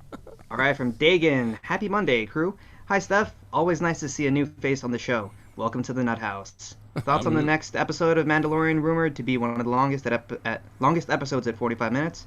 Makes sense if it's an in-depth Ahsoka episode. Well, 45 isn't the longest because 50. We've had 50s. Ryan's here and it's 56. So if 59, yeah. I think that it could make sense if they do exactly what Steph was worried about that they didn't do in the last one. If they ultimately do that in this one, right? Because what you need to do in this one is you have to establish. Right off the bat, you got to get to that planet. You got to find Ahsoka. You got to have some backstory of what happened, where she's been, blah blah blah blah blah. Okay, we're caught up because there is an audience that doesn't know who she is. So you've got to explain to that audience who she is, and you got to condense it in the best way possible. And then you got to find out what's going on with the kid. Is she going to take the kid or not? And then that tracking beacon. So there's probably going to be a fight. You're going to see her. You're going to see her with lightsabers and fighting in this episode. You would assume. What do you think, Steph? You think I'm off base? No, I think you're right on. People always forget. A lot of people don't know who Ahsoka is. My brother who watches Mandalorian is one of those. So luckily we know Dave Filoni is going to make sure it's the same Ahsoka that we're in love with. But right. I agree. It has to be that setup of introduction. And then, yeah, I want to see some epic fighting shit with her. That would be, I think that's how it's going to go down. Remember, she went toe-to-toe with Vader. Yeah. She can scrap. She can scrap. So and even the Inquisitors that she battled in Rebels. I mean, she can scrap. So Maul. I'm looking. I mean, she fought Maul. Right. Yeah. Right. So it's gonna be. I'm very excited to see how she's gonna be portrayed because I'm pretty convinced she's gonna get her own show. I'm pretty convinced. I hope so. That's the best thing I've heard today. But what I will tell you though, it's gonna depend. $20. Thanks, Steph. What's your Star Wars saga ranking of episode 1 to 9? We all know Kristen's number 1 is The Last Jedi. False! Well, I did not love Last Jedi. I know Ryan did. You're gonna fit in this show, kid.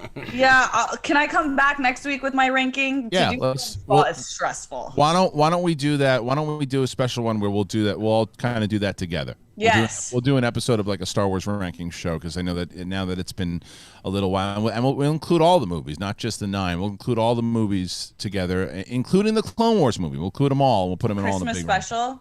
Yeah, that'll be fun. Let's do that. Yeah, I'm gonna watch that next week. I'm excited for that. I still haven't seen episode 9. You still haven't seen it? We keep trying to get my son to watch it. You won't do it, huh? He's such a teenager, but he loves Mandalorian. He goes. A nice way to put it. You caught yourself right there. I thought you were gonna be like, he's such a dick. Yeah, he would say that too. Yeah. But no, God, he was so sweet. He's such an ass. No. You know what it is about what I'm very similar to what we're talking about with the monster universe, right? So we have to see how the audience responds to Ahsoka, how we feel about her coming to live action and the portrayal of Rosario Dawson, because we're used to Ashley playing her. We're not used to Rosario Dawson. So the question is, how are we going to accept it? If we love the way that she's portrayed, then it'll be a very quick overnight. Yeah, let's follow this out. Let's get an adventure and a full series out of this thing. Because remember when she debuted, myself included, I love the character now, but she was not liked and not received well in that when she first debuted. People hated her. Yeah. Well, it was that Clone Wars movie, like, yes. What's up, Sky Guy? I was like, God.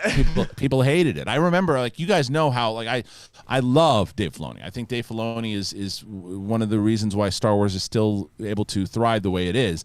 And when I went to the premiere of that movie of Clone Wars, and I went there and I said, "Who's that guy in the hat? That guy just fucked up Star Wars again." And now fast forward today, and I love the guy. So Anyway, that's just kind of my thoughts. I think that she needs to be kind of beloved by everybody and accepted, and then you give her her own show. Don't just throw it into production without it being ready. Yeah. Okay, what's next? Fuckless in Seattle says, "Hi to everyone, and welcome to our new host. Really? Steph, I believe is your name. Have you ever been to Toronto? If not, come through. We already took care of the other Ryan stuff Payne from..." donated $40. Oh, thank you, Steph, Ryan. even if you're not gonna sing, it's great to have you on the show. But if you do, I always sing to Nirvana to hide my awful singing. Hashtag boobay juice. Oh, I said Boubet There you go. juice. Boobay juice. Yeah, Give let's us see. a Back to double badge. Fuckless in Seattle. It's the way that Alex says it too. He's like, Yeah. he gets gangster with it. He's like, "Fuckless with Seattle." It's like, yeah, Gotta give it that oomph, you know? yeah, I like it. I like it. Finishing off what he yeah, said, we already took care of the other stuff from Golden State / California. I don't mind taking care of another one. Is that good, Alex? Needs more work? So just an update to everybody too. We are around $224 away from Steph singing. Let's go. Yeah. Not too far away. Not too far away. So we already hit at this point. We're at Brett's on the table at the moment, and then I am. yeah, remember we said 500 for Brett. We said 700 for Goddard, and then 800 will be Steph. So and we are we're just around 224 away. So there you go. There you go. All Is there a what's song next? called Booby Juice that I can sing? Yes, well, you can make it up. You guys can sing it Do together. it up. Yeah. What else you got? All right, Johnny Silverhand says, "Hey all, excellent show today. Love having Steph join the SEN crew. My hype for Cyberpunk is through the roof. What are the best graphics you've seen in recent games? Cyberpunk is beautiful, but this new Demon Soul game on PS5 is out of this world." Yeah, I haven't seen any. I don't have a PS5 yet. I was watching Trisha Hirschberger play hers, and it looks pretty ridiculous. Yeah, so I don't have any PS5 or Xbox One X or whatever it's called. Okay. Side note, all of you Yes. getting the 5s, the 4s can come this way. So I'm just saying. Oh. Yeah, made the 4. I don't know if you can do that, but He's on my PS5. DM it to you. They'll DM it to me. DM it. Can you virtually send it to pictures. me? Because I don't want to give any of my address. Okay. Yeah. All right, Nice. Villanelle says, "Not trying to tell you guys how to operate, lol, but I think there's been less Streamlabs lately because it's not the first thing you see in the description anymore. I can't see the chat and had to look for the link. Maybe it's just me, though. Whale's vagina." Well, we've actually the Streamlabs have been probably the best that they've ever been. But there is, but I still take your point, and I just updated it. Ryan, let's update that and make sure that's the first thing you see. There you go. You Done. got it. Thank you for the note, and Nice. it's done now. Perfect. That's actually very helpful. See, stuff like that is very helpful because Yeah. that way you know just to click on it as opposed to searching around for it. I know people, myself included. You say I don't want to fucking type it in. Just give me Sip something to click. donated $20. There you go. Hi everyone. Welcome Steph. Is Brett singing now? Not yet. Not yet. Right now, it's let's see. We are at this point, and I will give you an update because we just got another one there too. I believe that we're about $100 away from Goddard, and then 200 away from Steph. So let's keep going, Alex. All right, Fire Embers says, "Hey Mayor Steph. Yeah. I just watched Crouching Tiger, Hidden Dragon and loved it. I went to log it on Letterboxd and realized I had seen 3 Ang Lee films but didn't realize because of how different they are. What directors do you all think have a diverse catalog?" I want to start off by saying probably George Miller for me. He did the Mad Max movies, the Babe movies, Happy Feet, and also Lorenzo's Oil. Like, wow, that's extremely diverse, but they're all very operatic in their own ways. It's a good pick. I loved Happy Feet. Denis Love. Villeneuve for me. I always bring him up, but Sicario, Arrival, Prisoners, Enemy, Blade Runner, Ensemble, Yeah. he's got literally everything. That's why, and then now Dune. So he's gone a little sci-fi with his last 3, but before that he was doing like all different genres. Wes Anderson. It's all different, every film. No. That's true. Probably Zemeckis also. He's got a I might go- diverse- He does absolutely does. He just needs he just doesn't have the greatest resume over the last like 10, 15 years. Can I ask about Zemeckis? Do you No. guys like that the train Christmas movie? What's that called? Polar Express. Do you guys like that movie? I didn't need to- like the animation. I need to rewatch it. I'm with The Steph. teeth looked weird. I'm like, what are you? yeah. Movie's so biting corn fucking all weird to day? me. Is it Yeah. weird? Like some people's Christmas class, like that's like their go-to Christmas classic movie. No. I don't get it. I Tom don't Hanks get is it. in that one, right? Mm-hmm. Yeah, he's like in every. He's like in, every character. Yeah. Yeah, I didn't love it either, and I love animated movies, but You that know what it was? creepy. It was before, and they still. I mean, it still haven't really perfected being able to do performance capture with humans. They obviously can do it with apes and they can do it with other kind of creatures. But when it's humans, our eyes know that there's something wrong, and that was really early on stuff that they were doing that it didn't hit. Because what was that? 2004. 4. Yeah, right. So it was a long time ago. He did that in like Beowulf back to back. Yes. And it was, I Beowulf liked and A it. Christmas Carol. Oh right, right, oh right, yeah, right. Christmas Oh, Carol, the right, Jim right. Carrey one. I never saw that one. But Yeah, hey, if without that, without trying that first, then Sure. we wouldn't have been gotten all these, Yep, event like Planet of the Apes. That would have that's been exactly right. crazy. What's next? All right, Tiffany F says, "Yay, more women on the show." Welcome, Steph. I had a rough weekend because my 93-year-old grandma had another stroke, but she's going home from the hospital tomorrow, and I spoke to her on the phone today. Did anyone watch the Belushi doc last night? No, I didn't. First of all, glad that your What? grandma's doing better. But I knew that there was a Belushi doc. I didn't know that it was out yet. Is it Netflix? Does anybody know if it's on Netflix? Can we do a little research on that and see where that is? I saw, it was the same thing for me, Christian. I saw it and I was like, "What? Belushi's one of my favorites of all time." So, Yeah. but I didn't know where it was. Showtime. Yeah. Showtime? Oh shit! Oh, son of a... Showtime's killing right now with the comedy stuff, man. I told you I devoured that Comedy Store doc, and especially with when I had Mike Binder on the show on One. That's still up there right now. Mike Binder, obviously the director, writer, and he was a great interview talking about all that stuff and all the stories from Comedy Store. But to watch that documentary on him, the documentary I want to see on Carlin, there's a lot of great documentaries on comedians coming out. So I will check that out. Thanks for letting me know that that's up. I know monopolies are bad. Can we just have everything on one platform? streaming service. Come on. That's it. That's it. It's true. God damn it. Yeah, because like I want to watch Ray Donovan and Masters of Sex, but I think those are both Showtime as well. Yes, they are. It's like I'm not gonna get Showtime. Yeah. All right. What's next? Mr. Torrance says, being from the UK, I just wanted to say that I dig the accents almost as much as Roka's inappropriate rants. They make me laugh every time, so thank you. I'm from the Midlands, so mine is quite Morsko indistinct. has donated $20. Thank you. Not Morsko. for nothing, but the original role-playing game's second edition in 1990 was called Cyberpunk 2020. Oh. Well, Wow. It's like Scream 2020. Yeah. That's what they're going to wind up calling it now, Scream 2020 or 2021, whenever the hell it comes out, because it's like that went over. By the way, when they announced that the Scream title was Scream, I could see them in the room going, "Guess what, guys? We're gonna call the new one. Watch how meta this is." Scream, and it's gonna go over well. It went over as well as a fart in an elevator. That's how well that went over. People are like, "What? Just put a 5 in the beginning of it. And that's enough. Put a 5." Yeah, it was bad. It was like getting bit on the penis by a flea. Need answers about that. Yeah, we still gotta figure that out. Anyway, all right. What was the question there, Alex? Sorry. Was there one, or there was no question? There was not. All right, He that's did fine. say he did end it with huge schlong though, so Oh, good for him. Good for him. Nice word. Maybe it's Johnny Rotten. Yeah. Yeah. All right. What's next? All Nice right. work. He didn't have anything to do with it. If it's true, it's his mother. Everyone's The confidence. the confidence, right? The Yeah, confidence. is comment great. like that, like, okay, Yeah. if you say so. You walked. Oh, walk in a room. I'll knock over a potted plant. Fine. With my big dick, yeah. No, that's right. Don't talk to me, buddy. I'll pull my pants down and knock out your teeth. Whoa, take it easy. Take it easy. Take it. Congratulations on your new job. I got a big dick. That's right. Oh, it's your grandmother's birthday. Mine too. I got a big prick.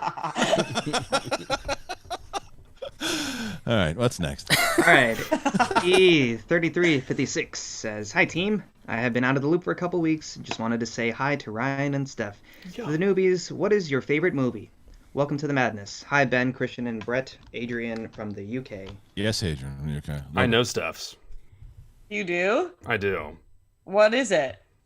It's the one with the mask, right?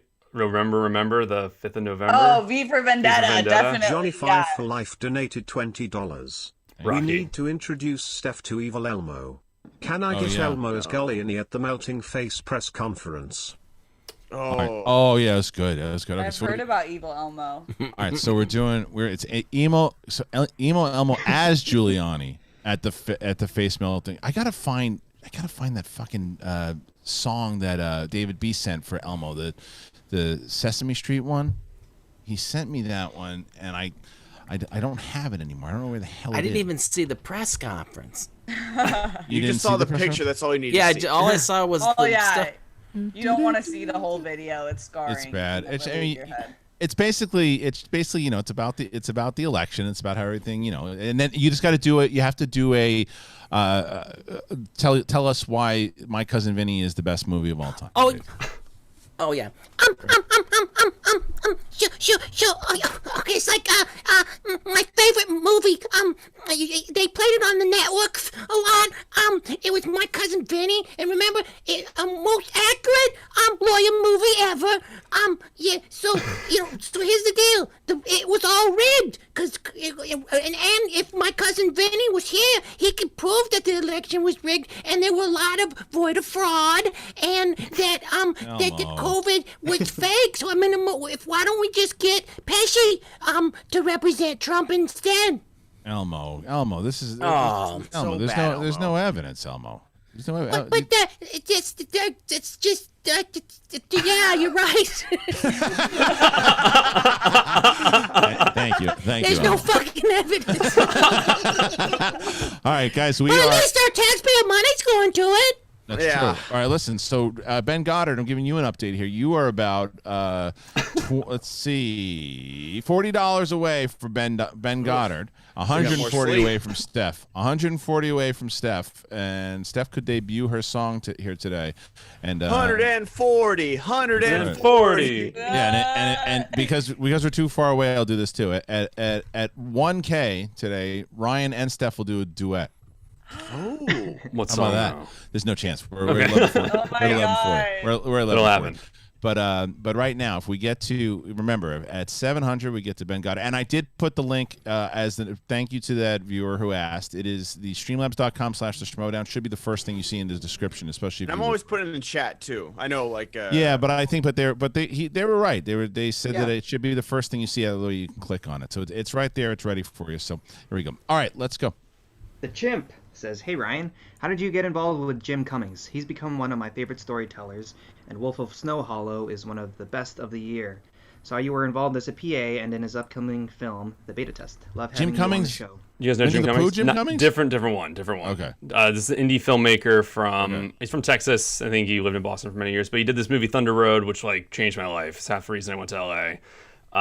He's an incredible indie filmmaker. You guys gotta check him out. But no, I got involved because I saw his film at a film festival. Blew my mind. I'm a huge Bruce Springsteen fan. It had a cool allegory, and then I met him. Got to help out in his film. He was the coolest guy ever. I cannot It's awesome. commend him enough. He's great, and yeah, he's got The Wolf of Snow Hollow out. It's Robert Forster's last role was in this film, so definitely check it out. It's on iTunes. Horror, Halloween, comedy kind of. Why'd you get rid of Jake Acavetta? Because I always time out Jake for fun. Because I'm just putting the Streamlabs link. He always does that. He's like, "Oh, what's the link again, Ben?" So yeah. He's probably laughing And his now, ass and now off. that because me, Jake, and PLD always time out each other and whatever okay. chats for mods All right. in. It And now that wasn't serious PLD's a then. mod, I just have to pick on Jake. That's fair. Okay, that's fine. It's not serious. Yeah, it's not That's fine. serious That's at fine. all. Okay. Fun All right, fact: I have a letter opener that Robert Forster gave to me when I did a show with him. Look at you. What a girl.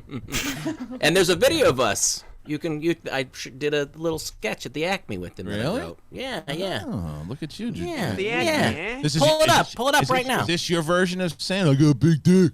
Yeah, pretty much. He's a good guy. That Robert Pretty Forster. much. Pretty much. Yeah. That is a good story, though. All right, what's next here? Hey, Alex. All right, 30 to 50 feral hog dicks. 3250? 30 to 50 feral hog hog dicks. dicks. All right, cool. He's sharing us That some... sounds painful. Yeah, they're corkscrew shaped. Yeah. Go ahead. Donated $20. fun Oh, TV look at trivia. this. Drunk If you Brett watch is The man Office, as Brooklyn hold on, evil Nine- as hold on. Baby Yoda trying to fix their ship. Drunk Brett as Mando and Dr. Evil as Baby Yoda trying to fix their ship. Okay. Okay, so Drunk Brett as heck, that I can play the music. I do have that. I can play that. I think I have Drunk Brett if you need it. Don't worry about that, buddy. Cool. All right, you're gonna. There's 400 wires in there, and there's just red and white buttons, but none of them are labeled. Don't worry about that. I don't know how people know which one to push, but they're not labeled. Anyway, take Baby Yoda. Baby Yoda, take the red one and put it where the blue one was, and the blue one where the red one. Who's Baby Yoda? Dr. Evil. Dr. Evil. Oh. I don't think Dr. Evil, you're Baby Yoda. Oh, hey, hello, it's Baby Yoda. playing with the chords here. Which chord do I press? Whatever you do, don't put them together. Just put the one. Why I'm did gonna I blow this freaking thing up, you bitch! Listen, this was the smartest idea I ever had, was to put a child in to do some mechanical or electrical work. I'm blowing it up. No, don't blow it up. I'm blowing Bad, it up. Baby Yoda. I'm blowing it up. All right, you got it. You just got a timeout. You just got a timeout, Baby Like Jake Yoda. Yakoveta. All right, well done. Thank you guys so much. Let's get an update on now. So let us know where we are. Wow, we are now $20 away from Ben Goddard and 120 away from Steph with 20 minutes left. So Cinchy. yes, and 320 away from a duet with Ryan and Steph. So, There we go. What's next? What's next? All right. TV trivia. If you watch The Office, Brooklyn Nine-Nine, Parks and Rec, and The Good Place back to back without stopping, Mike Schur will appear and make any TV show you pitch him. That's funny. I've seen none of those shows. I think. Well, where I saw one episode of. And I'm sorry, I did see one episode of Brooklyn Nine-Nine when it was on the other network, and I didn't stick with it. So I don't know if anybody else has watched those shows. You got to get through the first 4 seasons, and then it really picks up. And that's it. Yeah, not me. No, just stick through it. Just stick through it. Just keep going. Just Yeah, push. it gets really good up, but you got to wait until the series finale. Yeah, the finale's no. great. The show, Yeah, it's like the Hey, last, how like, about look, Parks and Rec? yeah, the show itself, yeah, I don't know, it's a struggle, but you just got to get through 12 Yeah. seasons and get to the last 5 minutes, and then you'll enjoy it. Time well spent. This is what I'm saying. Time well spent. That's it. I don't regret it. Yeah, what's next? All right. Justin Square says, here's some fun with questions. Steph, how are you enjoying your debut episode of SEN Live? I'm loving it. Cool. Ben, do you still eat bagels? not for a while actually. Not for a while. Oh. Because he doesn't have Alex. much. You know, I did think about you the other day. I drove by that bagel shop, and I Dude. said, "Don't worry, my friend won't steal from you anymore." Yeah, man. Whatever like French vanilla roast they have there, I Good, definitely right? missed that cup of coffee. It was good coffee. Oh, someone said, "Please, Pink Sweet said someone donate $300 so I can see a Grease duet." Oh man. Oh man. Yes. Donate more. Donate more. Well done. All right. What's was there another one? He has a lot here for everybody. So, Okay, go Alex, have you seen Daniel Radcliffe rap alphabet aerobics on YouTube? I have not. Ryan, why haven't you filled your fart soundbite quota? The quota. We're Working gonna on have it. that battle soon. Yes. Oh, nice. They'll be coming more silent but deadly now. That's right. That's right. Silent but deadly. Brett? That's the name of the show. Yeah. Brett, what would you going heel in the SCHMOEDOWN look like? Well, I'd that's I'd say, I'm a heel! The only Look way at to do Goddard. it. Look It's at the only Goddard. way to do it. But where Have I told you today you're a giant bag of baby diaper shit, you motherfucker? But we're here. We gotta get that clip because it's on. Because it's only. It was You only. had it aired- deleted. I know it's only aired for. It's raw footage. We gotta, Yeah, so you know what? director's cut. That's the by the Snyder way, cut right there. I was speaking with Nerd Chronic the other day, and he was telling me he's working on. This is cool for the awards ceremony. He's putting together a blooper reel that he's been keeping bloopers on all season. Yes. I have to ask him to make sure to include that from the raw footage of But We're Heels. You gotta include Oh, that. gotta. got to. But we're healed. I mean, there's a Heel of the Year award. If it doesn't say that on the slice now, then you're doing something wrong. Or at least clip like right when they say, and the winner and the nominees for Heel of the Year. But we're healed. That should be in there for sure. Someone says release the heel cut. Yeah. Come on. All right, what's next? All right, last question from Justin Square is, Kristian, which do you think you'll watch first, The Thing or the rest of Happy? Happy Monday, everybody. Hashtag probably, the elephants are coming. Strangely enough, probably The Thing, because it's in my head. It's in my and it's right there. I can see it. I can see it. I mean, come on. It's right there. All you have to do is pick it up, put it in. What's the deal with Harloff? Watch The Thing. That's all I got to do. So whether or not I do it, we'll have to find out. Yeah, Kristian, I finally watched it this weekend too. So first time? First time. You likes? Oh, good movie. Good freaking movie. Yeah, liked it a lot. All right. Yeah. Next. Michael Ratdingus says minor league. Either way, would love opportunity to play. I just want to play some Star Wars trivia. Maybe Kate draft me since I watched Brett and Kate Playdate. JK, hey Brett. Where's he live? Because that's the other thing. I'm not. He said somewhere in California, so he said he could drive. Yeah. Well, no, that's all right. I mean, because we're gonna do a digital. We are gonna have. I don't want to announce everything that we're gonna do, but we are gonna have some digital matches next season. But we're gonna probably do more like in studio matches than anything else once we're allowed to. But I'm not gonna be able to have many people outside of the United States. Because you know what Kristian's saying? No foreigners. that's the sign. But I'm gonna introduce you as a heel with that hat on to make sure. I was gonna say that red hat with white writing is really steeping into brains Brett right now. And he's just building a piece of shit wall in front of the studio, and people are just stepping over it, going, "Dude, we're competing. You know, this is nothing you're doing is working here." Trying to get the foreigners out of here. That would be really funny. You hang loose while you say that, Brett. Right. And but he's saying it to people like, you know, it's like he's having conversations with people that he thinks are on his side, but it's just like Chandru's standing next to him. He's just like, no different people around here, and Chandru's just like, dude. I was like, we got to make sure that we the non-subtle. We got to get rid of the foreigners. Yeah, we make him the worst. Make Brett like the worst character possible. All right, next. Cancel culture.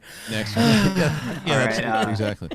Blade Hawk says, "Hey crew, welcome welcome Steph. Glad you are part of the crew now. Want to send some support. Hey everyone, I hope everyone has a great Thanksgiving week."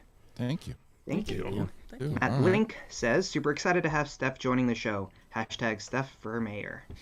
On a more somber note, rest in peace to chat member and friend of the show, Nation ZZZ, whom sadly we found out took his own life this past week. Oh no. My god. Community is here for you if you need help. Oh my goodness. That's definitely true. The community is always here. Reach out to the Facebook group. Yeah. I know like all of us have like our own Discords and stuff like that. So there's always help for sure. If you need help, please reach out. Did not know that at all. Horrible. And well, I mean, letting us know. Shit. All right. Always hear you guys. All right. Yes. Yeah. Res Trump says, headed to the job site today in my work truck, and the wheel literally came off on the highway, so I pulled over in the freezing rain to find that someone stole my jacket. To find someone stole my jack, so I turned on oversized t-shirt, and it picked up my truck and changed the tire. Thanks, Alex. Thank you for listening to my songs. Pac-Man Dwayne says, hey guys, one more thing. I work for Enterprise today. I delivered a car to a customer before I got out of the car. I farted. It was bad.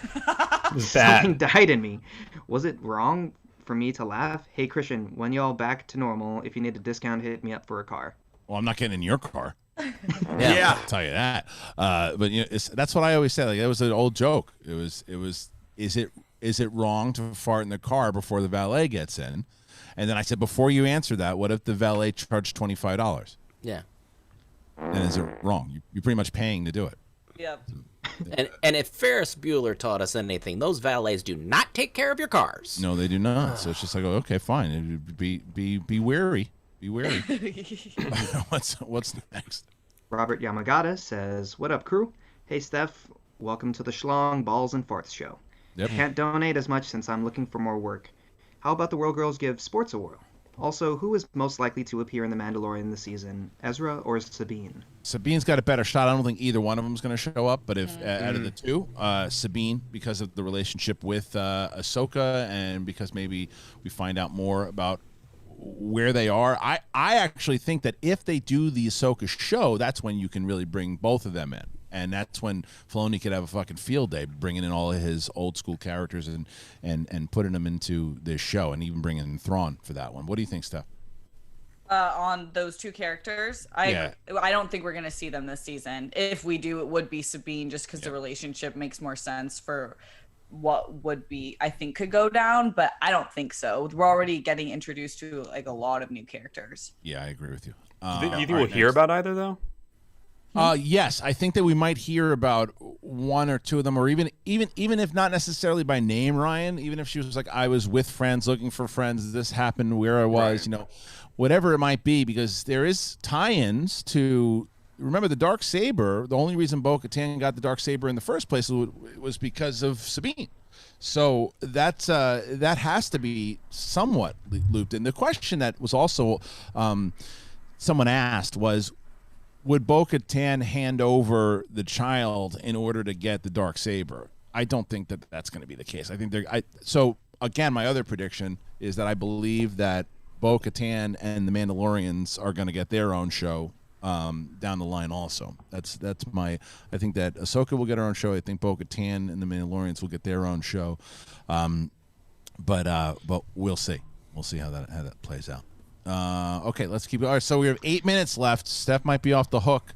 She might be off the hook, and we are $12 away. $12 away from Goddard singing. Okay. Wow. 112 away. 112 away from Steph, and 12 away from Goddard. So let's see what you can do there. So if someone's out there, sometimes Steph, I'll tell you that sometimes they hit big towards the end, but if not, you got $12, and then we'll have Goddard. So all right, let's get to the next one.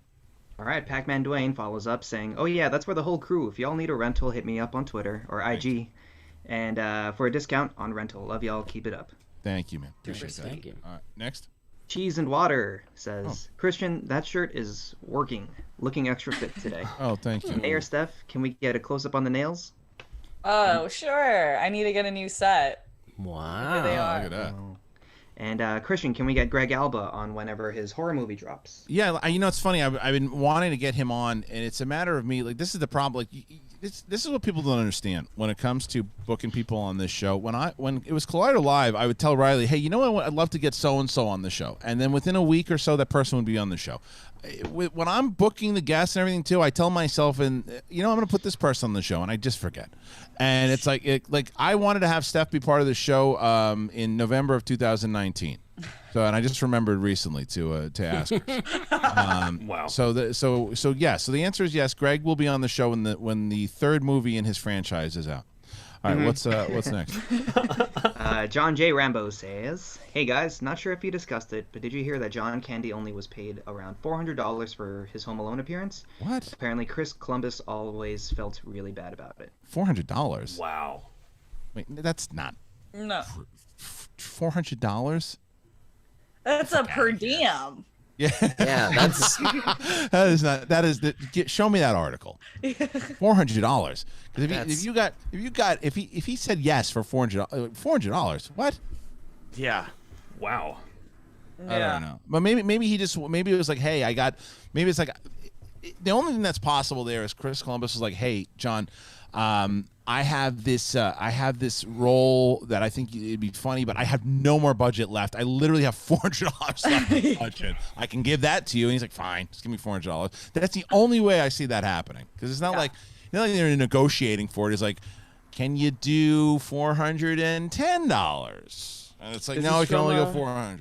It's from Business Insider. John Candy was reportedly paid only $414 for his cameo in Home Alone. I want to know more why that was. Maybe he got like a percentage in the film, and then got $400 like tipping cash. Yeah, let's dig a little deeper into that. But let's keep going. All right, I'm going into super chat. chats now. All right. The Swaggy Blurred, hey Winston, says, shout out to my favorite world girl joining the cast. Don't tell sexy numbers. Check out today's ep of IG Show as we talk League of Shadows. Okay. Thank you so Love much. you, Winston. Thank you. Was that Winston? Yeah, Swaggy Oh, it Blurred. was real Winston. I wasn't Yeah. sure if it was real Winston. Okay, that's awesome. Thank you, Winston. All right, John Campbell says, Steph, I said it before and I'll say it again. How you doing? What's good? Red Wolf says, can you have Cody Hall as a guest soon and have him bring his old sound bites, or at least share them for the show? That would be so nostalgic. Love you. I would love to. Cody's just, the problem with Cody is that it's harder for him in the mornings because of his kid now. He's not working at Collider anymore, so he's been doing the dad thing, and I don't blame you. You want to spend as much time as possible. I can definitely ask him. I'd love to have him on. Cody's one of my favorites. So, I still have a few sound bites that were not really played, and so I'll send them to Ryan. Send them. Well, Nice. Michael King says, Ben, sing now. All right, so we got 4 minutes left, and where we're at right now is through super chat. Yeah, we are at Ben. We are in Ben category now. So with 100, with 4 minutes left, with $100, Steph will sing. If not, then we got Ben Goddard. So we are going to do a couple more. Or is that everything? That's all. All right, so let's see. We'll give it 3 more minutes to see, because then we'll push it to see if we get. Ben just put the link in 47 times. Me? It wasn't me. It was the one-armed man. Did I do that? It'd be a great way to debut it for sure. Unless of course, we get to that magical number and we do the duet to close us out. But not Ben Goddard donated $100. Yeah, what the heck? It's someone else. But I also want to check before we do. I'm going to check this morning when I checked TikTok. It was at 17.8. So right now it's 17.9. So we should hit 18K by the end of the day, I think. And there's a lot of great. I mean, she's just posting so much stuff there that of old school clips and testing people out. So it's pretty great. Yeah. So did we go the whole show without the crew trying to set up the new single female guest with Ben? We did. Yeah, we did. Well, you brought it up. So I didn't bring it up. Is that like a thing? Oh, I was like. Yeah, well, I think the first time was the Bonnie situation. She's gone on to be engaged, and then it was Sabrina. And now she's in a relationship. So so basically, Steph, if you're single and you're looking for a relationship, we'll try to set you up with Ben, and then by next week you'll be going out with someone. Yeah, Exactly. you might be married. Try to set someone up, and then the next guy. Oh my God, you're like the bridesmaid, never the bride. Oh my God, you're Hitch. You're totally Hitch. It's exactly what it is. Yep, absolutely. All right, look, I think Ben. You got to start prepping, man. I think it's. All right, be so how do I do it? So the way you got to do it is you got to share your audio, Ryan, right? Yeah, I'll stop sharing mine. But do you know how to share your audio? So you go I know how to share my screen. It's do on the same advanced. thing. Yeah. Yeah, do advanced. And it'll be computer audio. Do you see that? Share screen. Advanced. Okay. So as Ben sets up, so music or where computer sound only. Yeah. Right as Ben is setting up, someone's gonna hit the 100. So for everybody out there that's listening, Ben is setting up for Nightmare Before Christmas. He's gonna take us out. We've been waiting for this one for a little bit. Oh yeah. Hear it or no? We can hear it. We hear it. Yeah, we can hear Okay. it. Yeah. So Ben's gonna sing this song now. We'll count down. We'll count down through 30 seconds to see if he's off the hook, but I doubt it. I'm putting the timer up. Someone says Ben's stalling. Oh, sorry guys, I can't share my audio. Speaking of singing, did you guys see the AMAs right now? It's pretty good. $100. AMAs, by the way. Anyone want to do an AMA right now?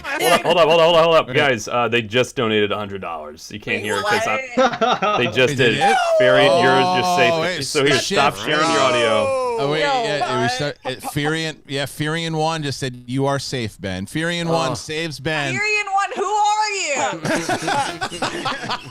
Fury What and is Ben. your cause? That is it. All right. So now, Steph, you have to share your Yes. audio. What are we going to have Steph sing now with 12 o'clock? Oh, my goodness. All right. So we weren't prepared for this.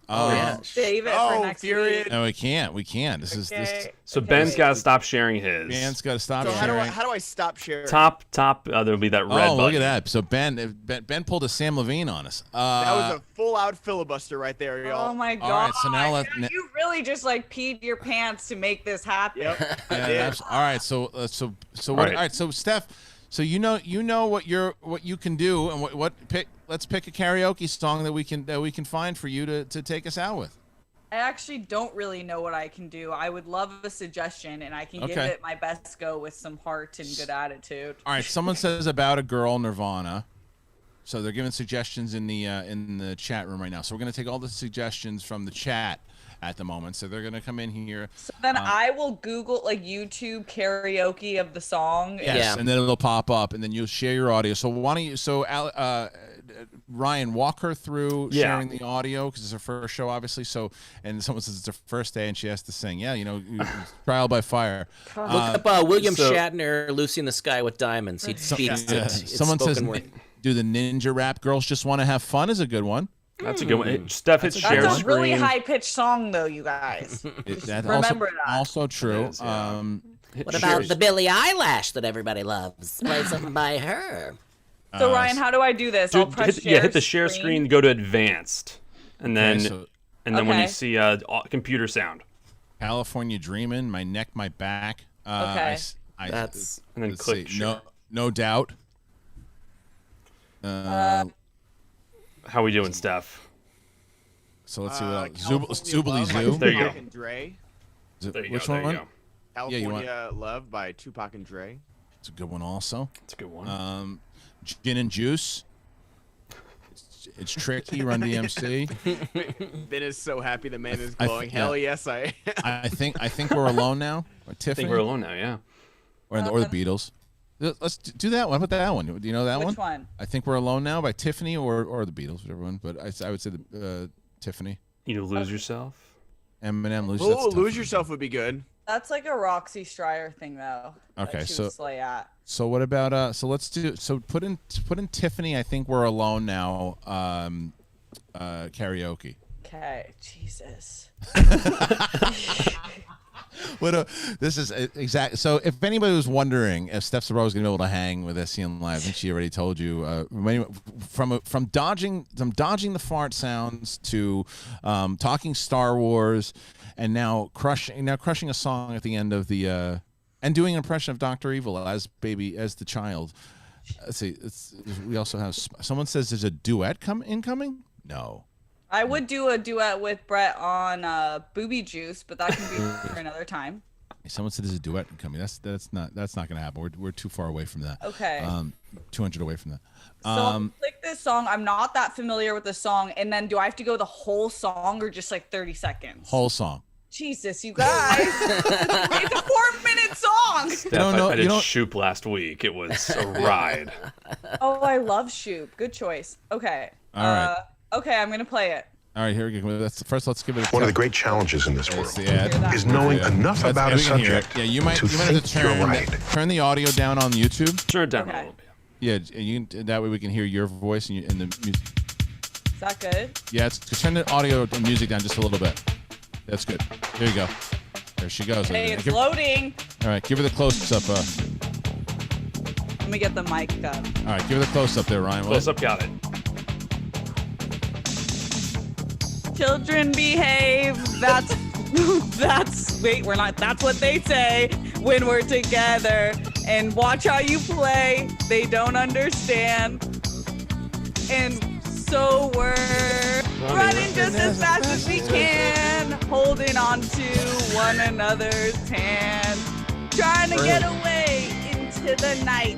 And then you put your arms around me, and we tumble to the ground. And then you say, I think we're alone now. Think there be anyone around. I think we're alone now. It's just a little off tempo.